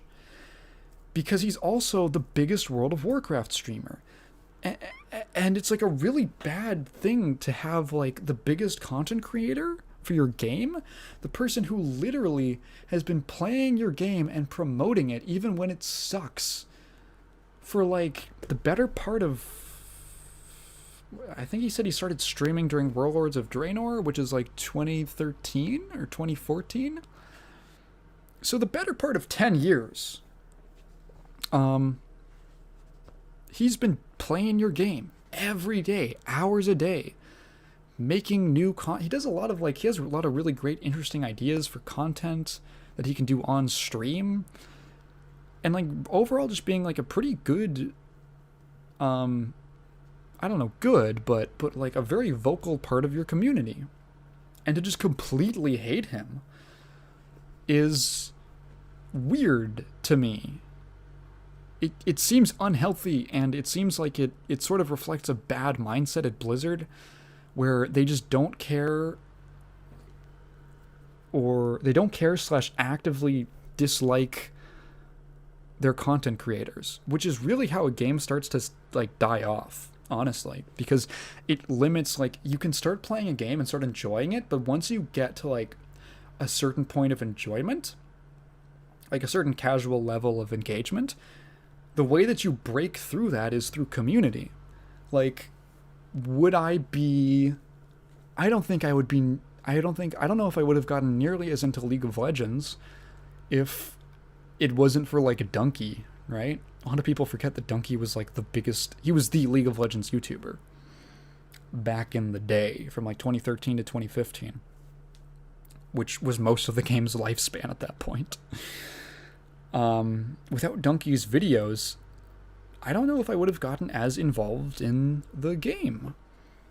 Without all of the community stuff around it. And same thing with like fighting games and stuff like that. Like, fighting games have such a rich, interesting, wacky community, and just like, it's really like, even when I can go a week or two without playing, like booting up a fighting game, I still watch like all of Giuna's videos because he's hilarious and he's really funny. Or I watch like Sajam's videos where he just does the little podcast style talks on his streams. And he talks about like how to improve and how to learn and just things going on in the community. Or he does the Will It Kill. Dude, even if you aren't into fighting games, I think Sajam's Will It Kill series would probably be legitimately entertaining. As long as you like understand the basic conceit of fighting games, which is pretty simple. Will It Kill is like so much fun. It's such a fun series. And it's like that community stuff that really gets you invested. And when a developer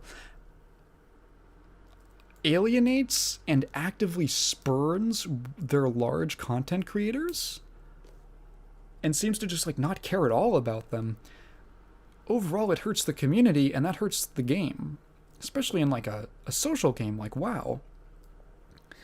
So, I mean, I got a little off track, but there seems to be this prevailing sense from Blizzard developers that the community is toxic, which is true. It's very true. Did you know that the N-word is not on the censor list? Hard R? The hard R N-word, not on the censor list in at least World of Warcraft Classic. I don't know about modern WoW. But in Classic, you can just go around throwing out racial slurs however much you like. You might be reported, but from what I understand, they also don't have extremely active GMs or mods. So there's like a couple things. Basically, what I'm trying to get at, maybe I could have made like a whole rant video or something about this, but I think it's an interesting topic, and I want to talk about it now. About the ways that toxic communities form.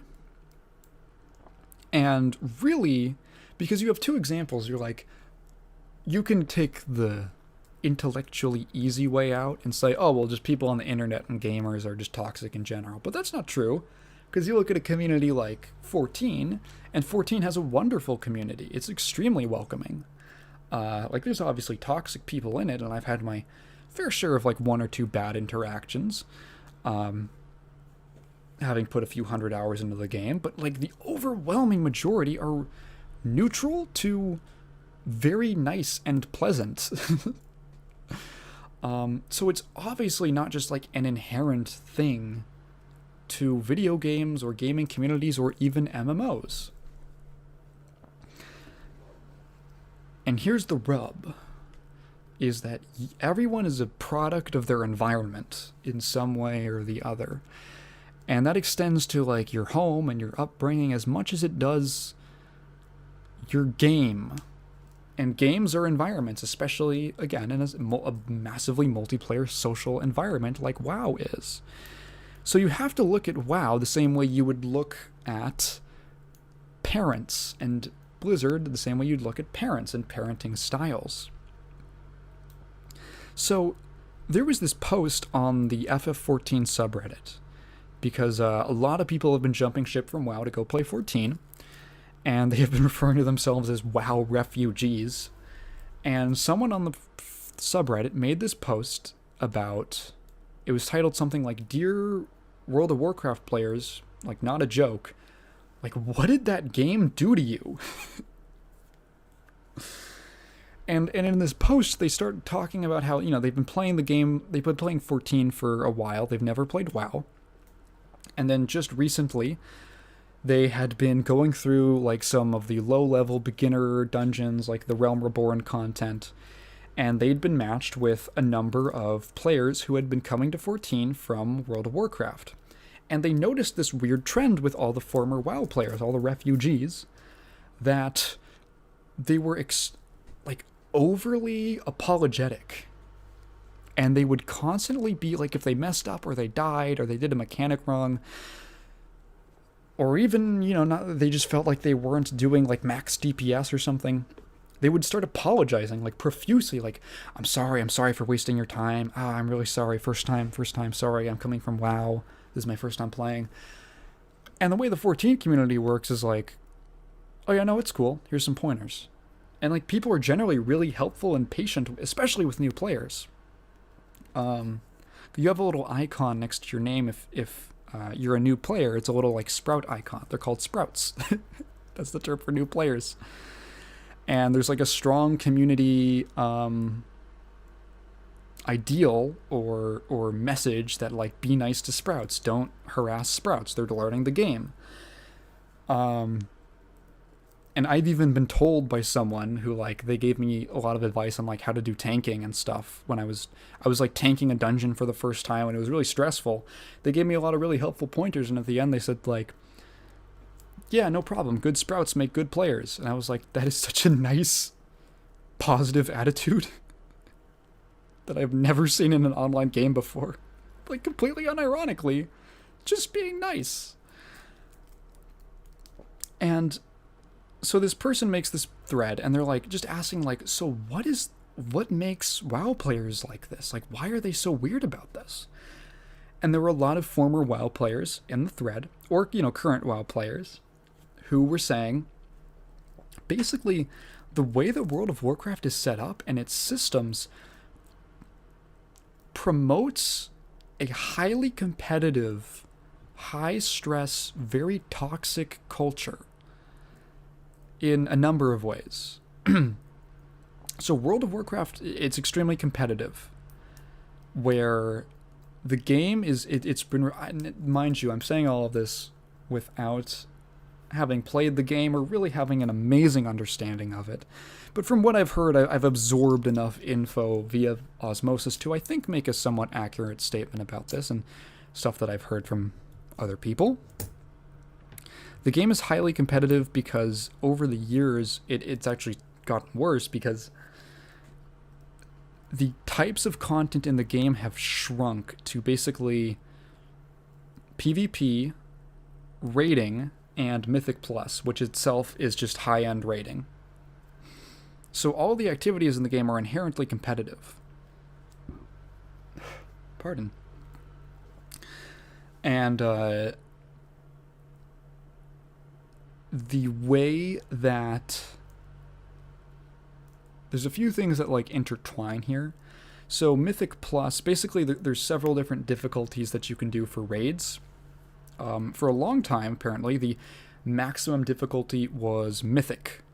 And then they introduced, a few expansions ago, Mythic Plus. And Mythic Plus is basically an infinitely scaling difficulty. And the way that it works is, you get, in order to access a Mythic Plus version of a raid, you have a little keystone. And the keystone is, it's your key to get into the raid. To get access to it. Every time you clear the raid, the key levels up.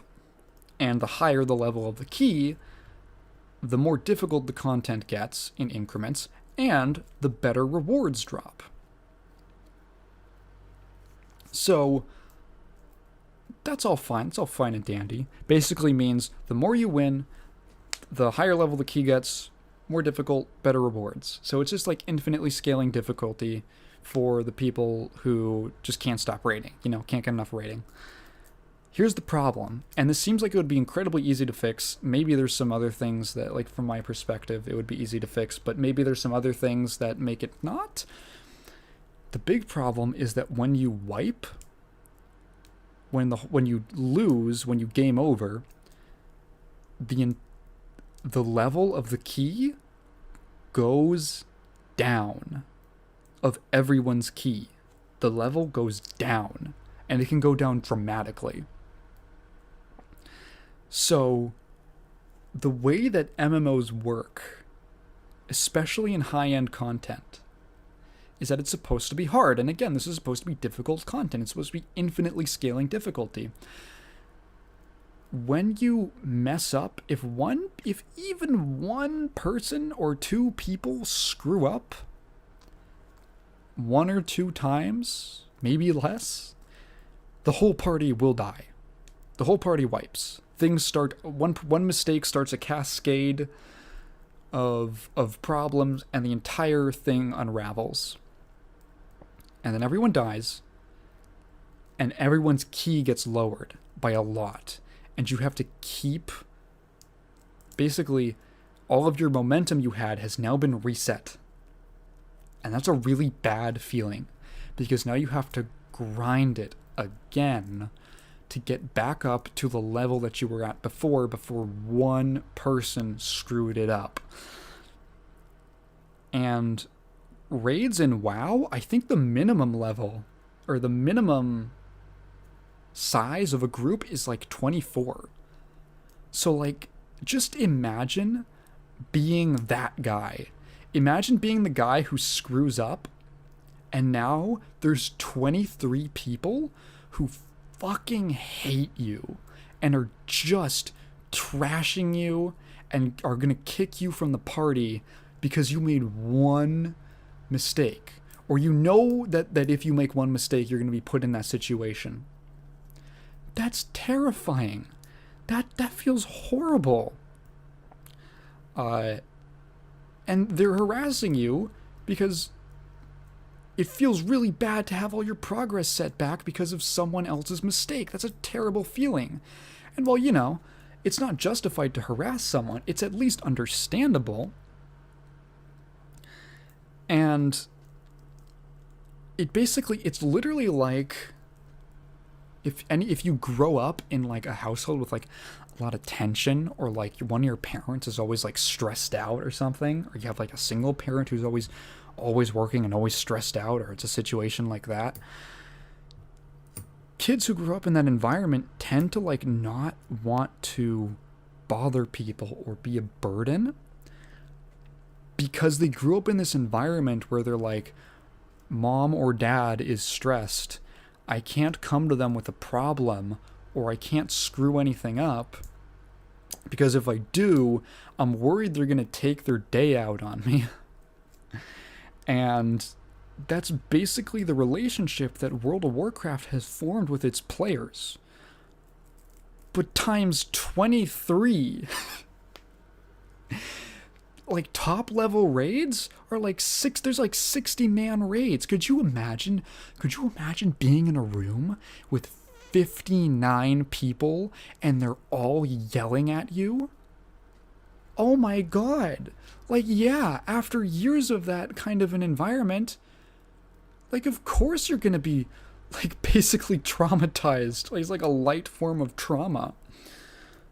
You're gonna form these habits. And when you go into a game where people aren't like that, like 14, where 14 actually has the opposite, where if you wipe in 14, you can just restart, and you actually get like a handicap. You get like some increased like damage and health regen, something like that.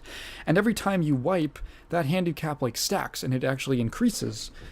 And you get that you do have like the opportunity, you have the choice to when you queue up for it, to do it without the handicap. But that's like you have to form a pre-made group, and then basically advertise that you're doing it without the handicap. And advertise also, there's ways to like make it really hard. That are optional, but those all have to be, advertised when you're put out your thing that you're forming a group for this specific raid. 14 has the opposite system. It's actually more forgiving. If you by default. You can choose to not have that, but again, that's like everyone's consenting to having the unforgiving version of the content.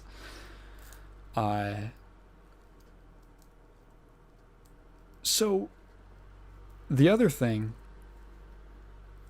is, where am I going with this? Ooh, my stomach is rumbling. I might have to make dinner soon.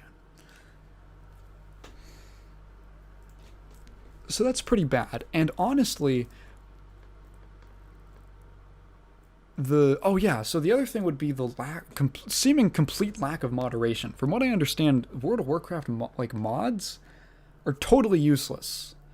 That basically you file a report because someone was harassing you, and you basically get a response of, how is that my problem?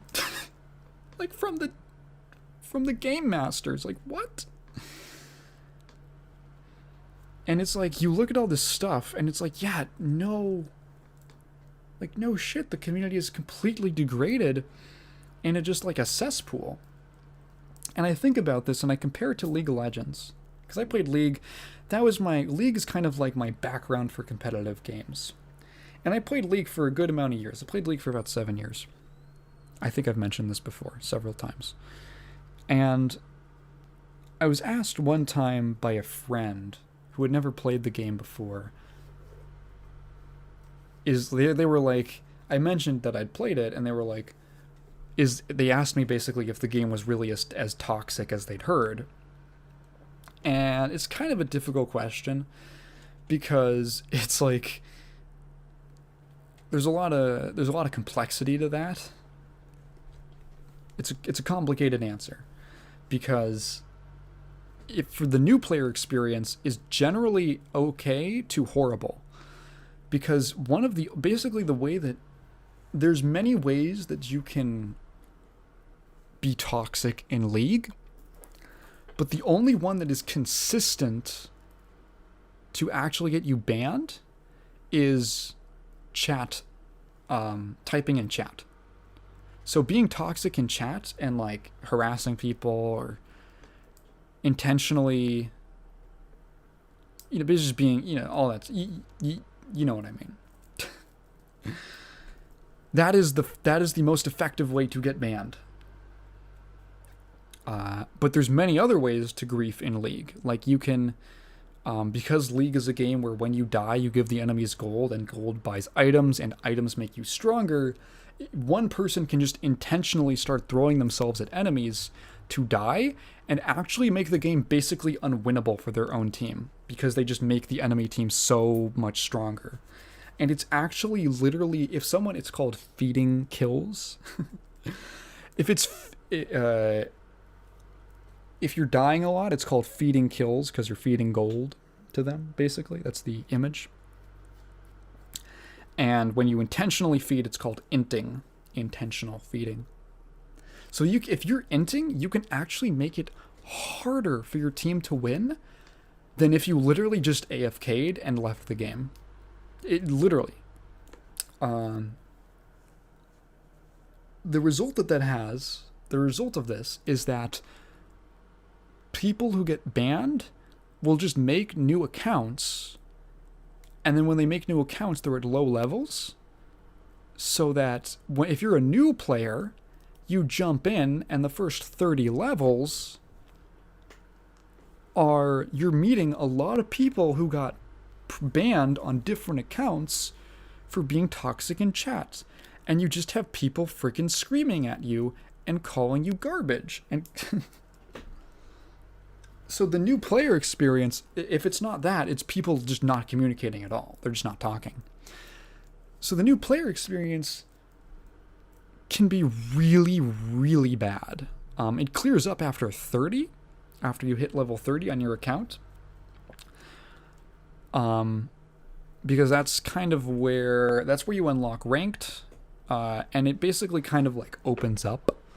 The player base opens up to all different types of skill levels and peoples, and not the low level people just leveling their accounts. But the whole road there can be really bad. So that's one dimension to it. But I think that League is also a game that just by its very nature creates toxicity in people. Because the game MOBAs are it's a very punishing genre. Especially because, as I mentioned before, when you die, you literally make your enemies stronger. So like there's a lot of things in League that don't feel good, that basically like take agency away from you. Number one is having other teammates. And having teammates who feed, not even intentionally, just if they're doing really badly, you can like lose the game because one dude on your team just totally bombed it. And they did it in like the first 10 minutes, and like you couldn't do anything about it.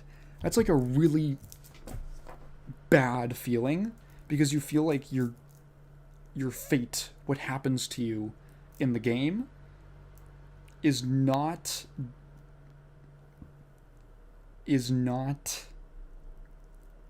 you don't feel like you get the loss, but you didn't feel like you lost. Someone else lost, and then you just got smeared with it. The games are extremely long, 30 to 45 minutes, which means that when you do lose, you lose after like a pretty lengthy time investment, which is also not a good feeling. Basically, like, you go into a game and you're already looking at your opponent, at your teammates, as, please don't screw this up for me. And when you spend 30 to 45 to 50 minutes to an hour playing a losing game that was a struggle from start to finish, or that you basically lost in the champ select, it feels really low. It feels bad. Because the way the matchmaking works is this is kind of one of the reasons that I just kind of stopped playing. Because the way the matchmaking algorithm works is it tries to give every player a 50-50 win rate. Exactly. So you can have days where you win every single game, and the next day you lose every single game. And it's not always that dramatic. It's usually like a back and forth. But the algorithm is trying to get you into a 50% win rate. Which means that, like, sometimes you are not guaranteed to lose, but you are more likely to lose, not even because of your own play, but because of the algorithm and the matchmaking system has put you on a team with people who are more likely to lose. And this was something that ended up frustrating me. Because just the way that I am, I would much prefer a game where I could have a 20% win rate, you know? When I started playing Plus R, one of my favorite games of all time and my favorite fighting game of all time, I think I actually checked my first replay. I actually won the first game I played online. And then I went like 1-30. And I just lost. I just lost and lost and lost. And then slowly I started working my way back up, and I started improving. And it felt good. And I still don't have like a positive win rate. Most people who play the game don't, because most people go through that phase where they start out and they only lose. And then they slowly start to build up skill. They start to learn the game. They start to learn matchups. They get better with their characters. They practice combos. They learn little tricks. They learn how to use the system mechanics. And then it goes from like a 10% win rate to a 20% win rate to a 30% win rate to a 35% win rate. And you just start climbing. And then you see these guys, and it's possible in this game to have like a 70% win rate, with like thousands of games played. And for me, personally, that's what I want out of a game, is I want a game to be... I want a good player to be rewarded for being good, even if it feels bad to go on huge losing streaks. Because, like, personally, I'm someone who can deal with that. I'm someone who, like, it's much easier for me to take a personal loss in a fighting game than it is in, like, a team game. Because when I play a team game, I feel like I don't have as much agency, except for, actually, funny enough, speaking of, Team Fortress 2. TF2 is a team game I actually quite enjoy because I feel like I have the ability to carry a team in some way. Or not even that, to just like switch up my strategy. Like I can change class at any time, or, you know, like when you die and when you're back in base. I can change up what weapons I'm using. I can try a different strategy to go around on the map. Like let me try and go around this bend, try and do a sneak attack. Let me try and go like this vantage point as sniper. Let me try and target. Oh, this guy's doing really well. Let me see if I can take him out. And then we can like push forward while he's dead. I feel like I have options available to me that I just don't in a game like League. And the lack of agency breeds frustration. The time investment breeds frustration. This was talking about World of Warcraft, but yeah, I think it's these systems, these like toxic communities are not, they don't just happen, right? They happen because the game is set up in a way where people play the game. People are going to find the optimal way to play the game. They're just going to. Everyone's going to know what good and bad play is eventually. Pretty early on, oftentimes.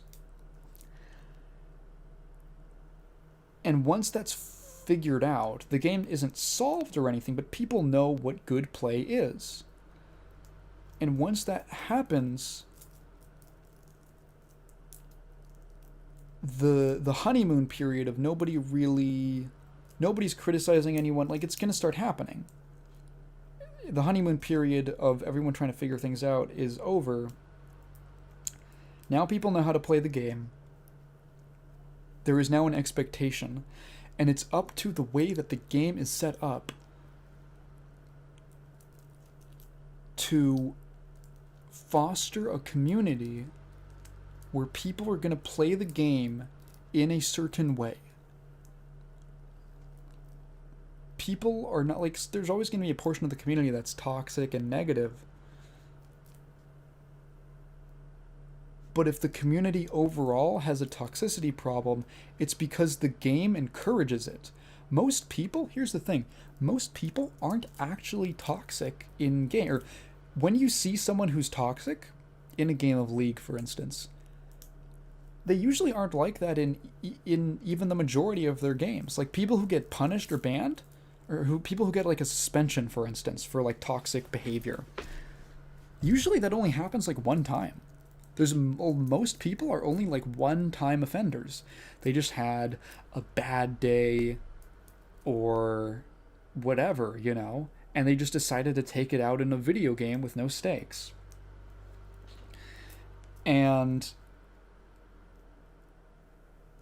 if your game, they had a bad day and then the game is not relaxing them, it's not helping, basically. It's pushing them over the edge to take their day out on someone. The game is doing that. The game is responsible for it. The systems are responsible for it. When you have a system where one person can screw up 59 people's progression, where they're going to have to start grinding a dungeon again just to get back to a certain key level, that produces anxiety and tension and everyone's on edge.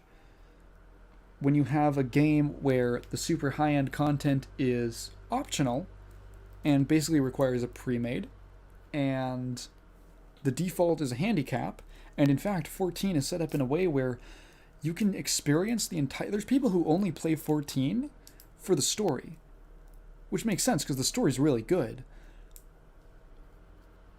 But the content, like all of the stuff you have to do, like playthrough for the story, is relatively easy. There's some parts where it throws you a challenge, but for the most part, pretty easy. All of the actual difficult stuff, like ultimates and savage raids and stuff like that, that's all optional. That's all optional. You only do that if you're specifically interested in doing the hard stuff. So it's going to attract a certain audience. And even then, the default, again, has these handicaps. It has these forgiving mechanics. It's not so punishing. When people... A game being punishing is fine. I'm replaying Blood right now. I'm trying to beat it on hard, on well done. For the first time, I've only ever beaten it on lightly broiled, which is the normal difficulty. And I'm trying to beat it for the first time on hard mode, and that game does not give you an inch. It is brutal. And that's fine, because it's a single-player game. And honestly, I've gotten a little salty so far. But it's a single-player game, and I know that when I mess up, it's because I just need to get better at the game. And that's kind of exciting and fun.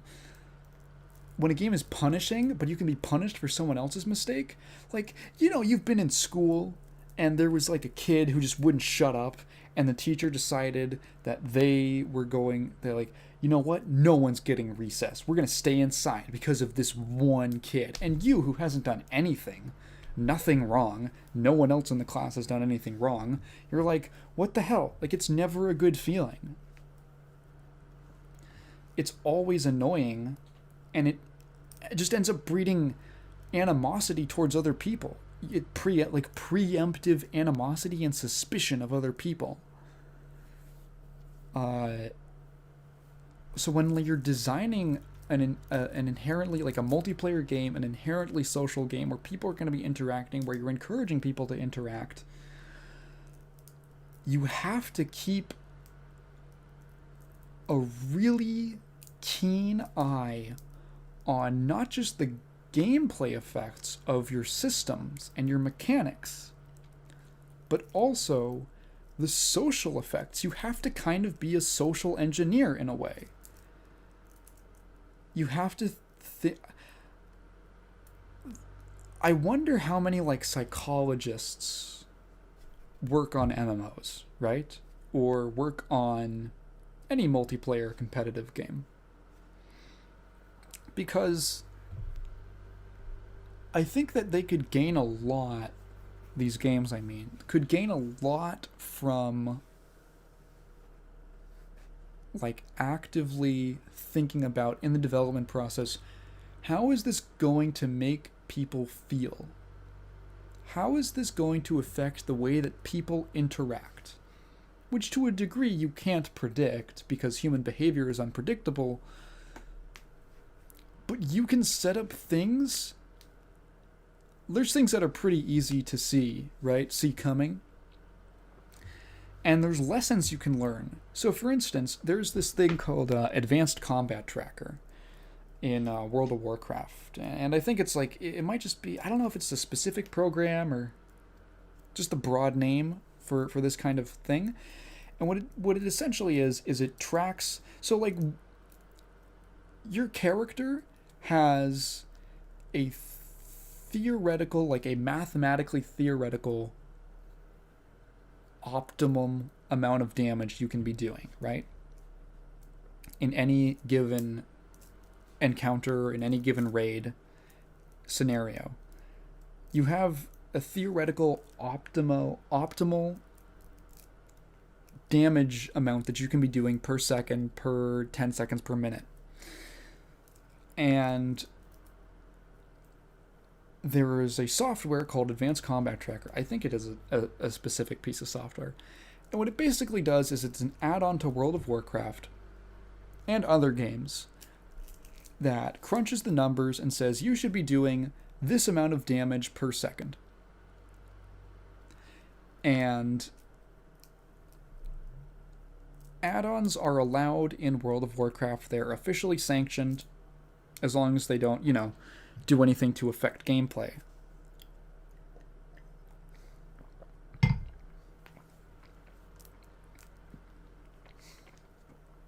Sorry. Throat's getting raspy. Man, I can't even believe when I was talking about how competitive WoW is, I didn't even talk about these damage trackers, because this is something that people will use of like, if someone's not pulling their weight, hey, get out, you're dead weight. And it's something that's used to, it can be used for like constructive ways. It can be used to reflect on your own gameplay and try to improve your own performance, but it can also, and is often used, to harass people for underperforming. Because again, if you underperform, you might screw me up, right? You might mess up my experience. So I'm going to make damn sure that you are doing the optimal amount of damage, mister. Add-ons are not allowed in 14. And the Yoshi P, has been very upfront with this. He communicates a lot with the community, which is great. He gives tons of interviews, answers tons of questions, like in person himself. He's great. And basically, he comes from WoW. He loves WoW. And the decision to not allow things like Advanced Combat Tracker in 14 is certainly because of the toxicity problem that it creates. And in fact, he actually said in an interview, they were asked about this one time. And there was an interesting nuance, because the thing about combat trackers and damage trackers is that they can be used in constructive ways. They can be used to test yourself, see how you're doing, like, are you doing enough damage, all this stuff. They can be used for self-improvement, is what I'm trying to say. And a lot of people do use them for that. However, if you allow it, the problem is that some people are going to use it for constructive ways. Some people are going to use it to be a dick and harass people. The people who are using it positively are only affecting themselves.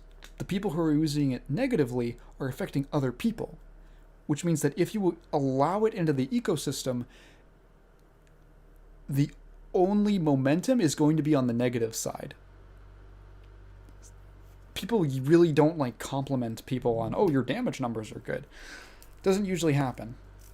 I mean, sometimes, I'm sure it does, but it's mostly a harassment tool if it's you're bringing it up for to like literally send the spreadsheet to someone else. But he understands that there's people who are going to use it responsibly, for lack of a better term, or maybe it is a good term. There's people who are going to use it responsibly.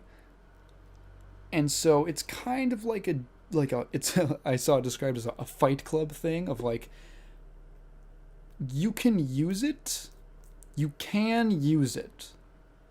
but like the official terms of service says no add-ons allowed, no third-party tools allowed. But you can use it as long as you don't use the numbers and the results from the program, from the software, to harass other people. And you don't say, hey, why aren't you doing enough damage? Hey, look at these numbers. You could tell someone that they're not doing enough damage. And as long as you don't, basically the problem is if you cite damage trackers as like evidence to be a dick to someone. you could be you can tell someone that they need to start like pulling their weight. If it's bad enough, if it's aggressive enough, you could probably get banned or suspended for it. Probably not banned, but suspended or given a warning. But it's not necessarily like a break of the service. You can use a combat tracker, see that they're not pulling their weight, and they're not doing enough damage, and then just tell them that they're not doing it and not use the numbers, not cite it, and you might be fine depending on how you communicate it. It's on like a case-to-case basis.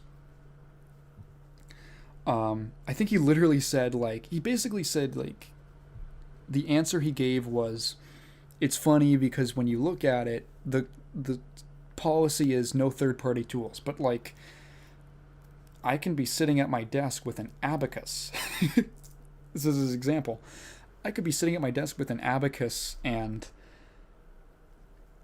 be by hand counting up the numbers, right? Is that a third-party tool? Does that count? When you get more experimental with it, or when you start thinking about it, it doesn't really make too much sense. So he's basically admitting yeah. He goes on to say that if you get a ban for it, the ban is, or if you get a punishment for it, the punishment is harassment first and third-party tools second. So he knows. He knows, and everyone knows. He probably uses it. He's a high-end raider. He's amazing at the game. And he plays the hardest job in the game, which is Black Mage.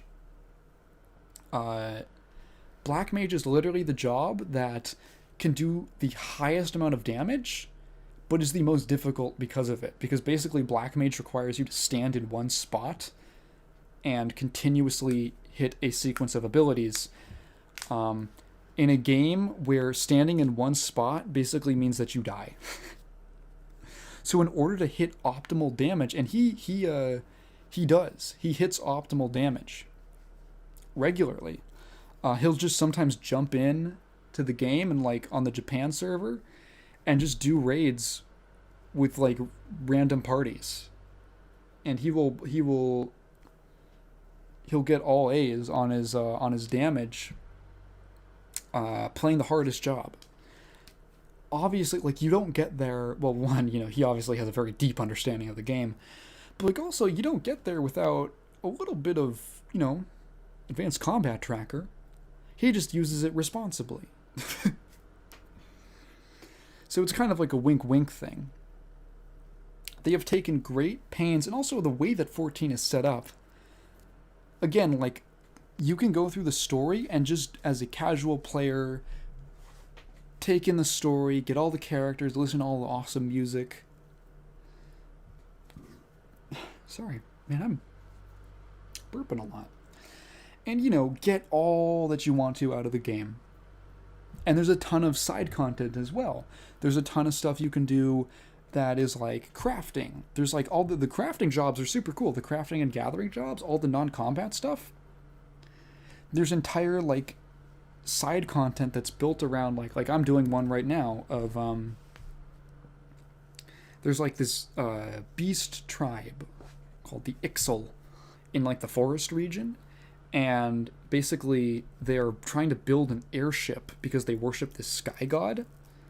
They've been worshiping this in the strife that the world has been going through.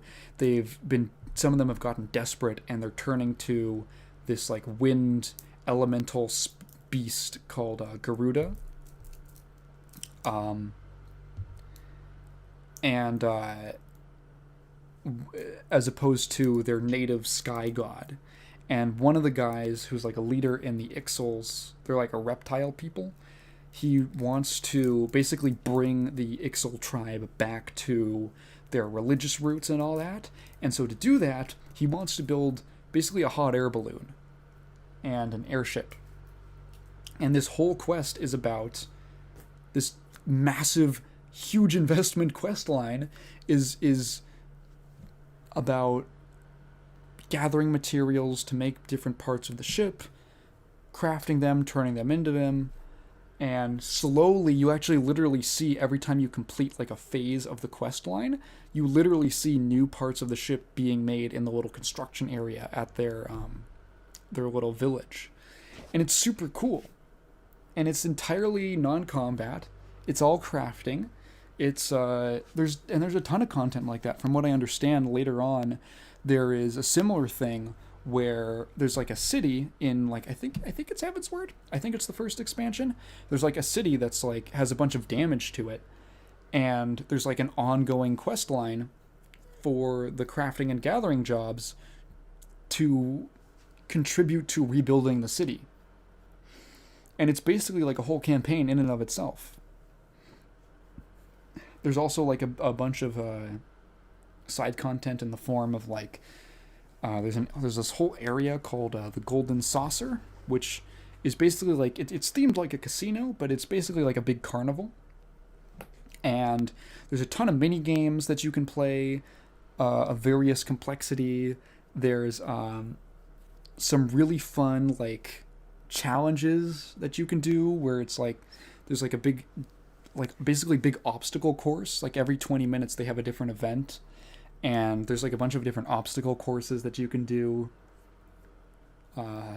There's like a little like shooting gallery thing that you can get like tokens from. It has the whole place has its own like special currency of tokens.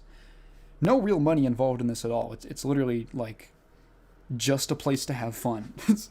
There's like an entire card game called Triple Triad that's really fun, and it's kind of like a more complex version of Go Fish.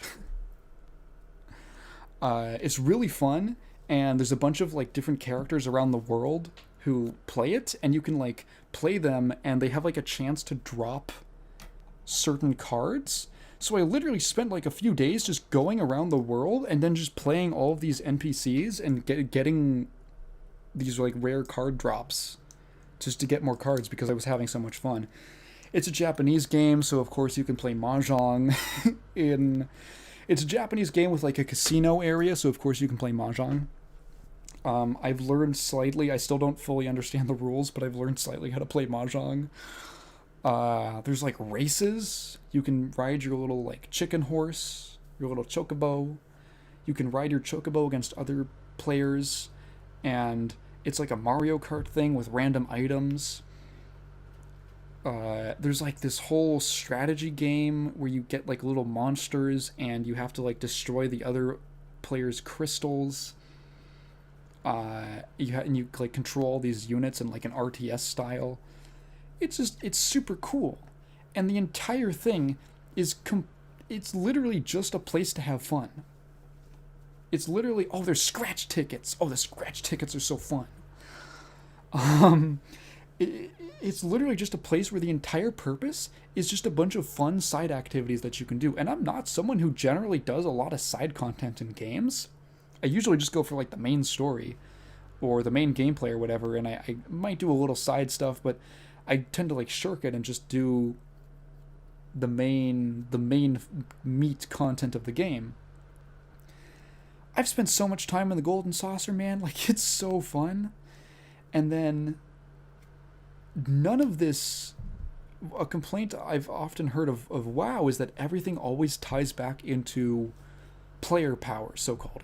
Every single system, every single activity is always tied back into, it always eventually flows back into getting better gear, getting a higher level, doing higher end content.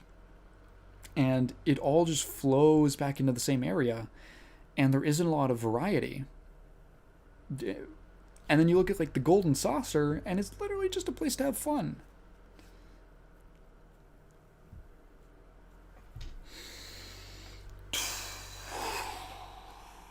I need a drink, hang on.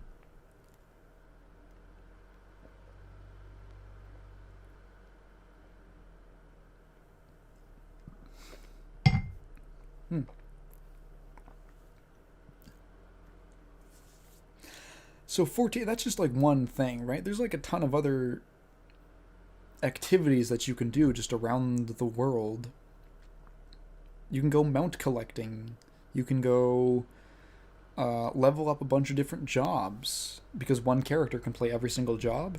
You can just play a bunch of different jobs and like see how they all play. The game's content is really like spread out. And everything that's there, it's like they really do their best to hit the kind of like the sweet spot of quantity and quality. Like, the game has like several different wheels. The game's got like, let's say, 8 wheels. None of those wheels are particularly big compared to other MMOs that might, focus specifically on those things. None of those wheels are particularly big, but they're not squeaky. And they roll well, and they have a good grip. There's people who like really love the high-end raids, and the raiding content is like there's not as much as WoW in like the high level, but there's more at different levels, right? So there's more like mid-level raiding and casual level raiding. And it's kind of spread out. So at the top level, it's not as deep. It's serviceable, but it's not like as super deep. And that's basically in exchange for having a wider spread of levels of difficulty.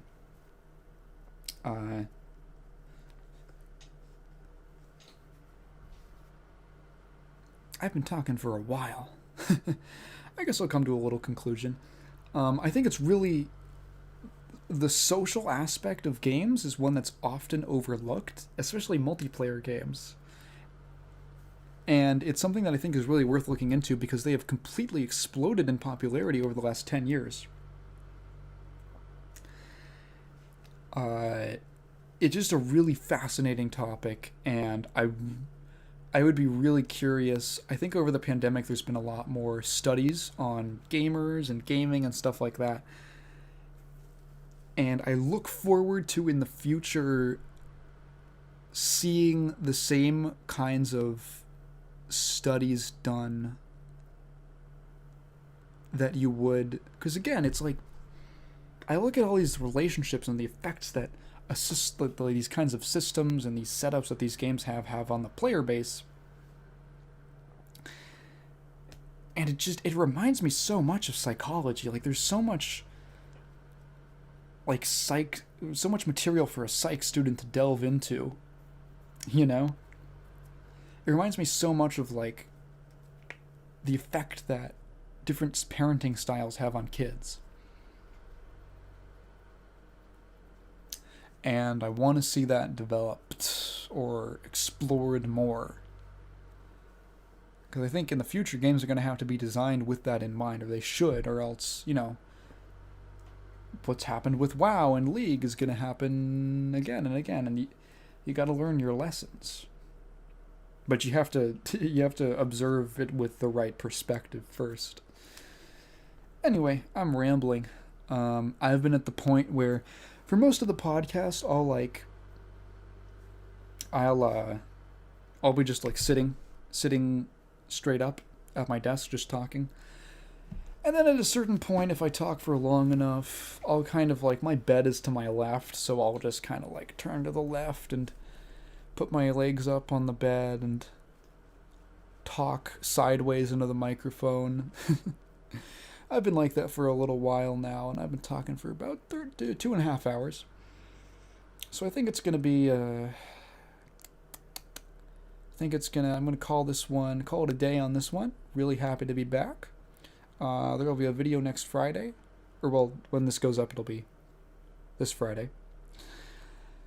And I look forward to doing more episodes. I was really looking forward, actually, to getting back into the podcast and all that. This has been really fun. Like and comment. And if you're listening, some people were saying I got some like some nice positive comments from some people on some previous episodes. That's super cool. Thank you for commenting. If you have any questions, I would love to just I love like reading comments. I love reading comments and I love like responding to you guys. So I would love to any questions at all. If you're curious, leave a comment and I will almost definitely get back to it on the next episode. Because it's really fun. It's fun to interact and have some kind of a dialogue with people. So yeah, thanks to everyone who's listening and who's listened this far. I hope you have a great day or a great evening or a great afternoon, and goodbye.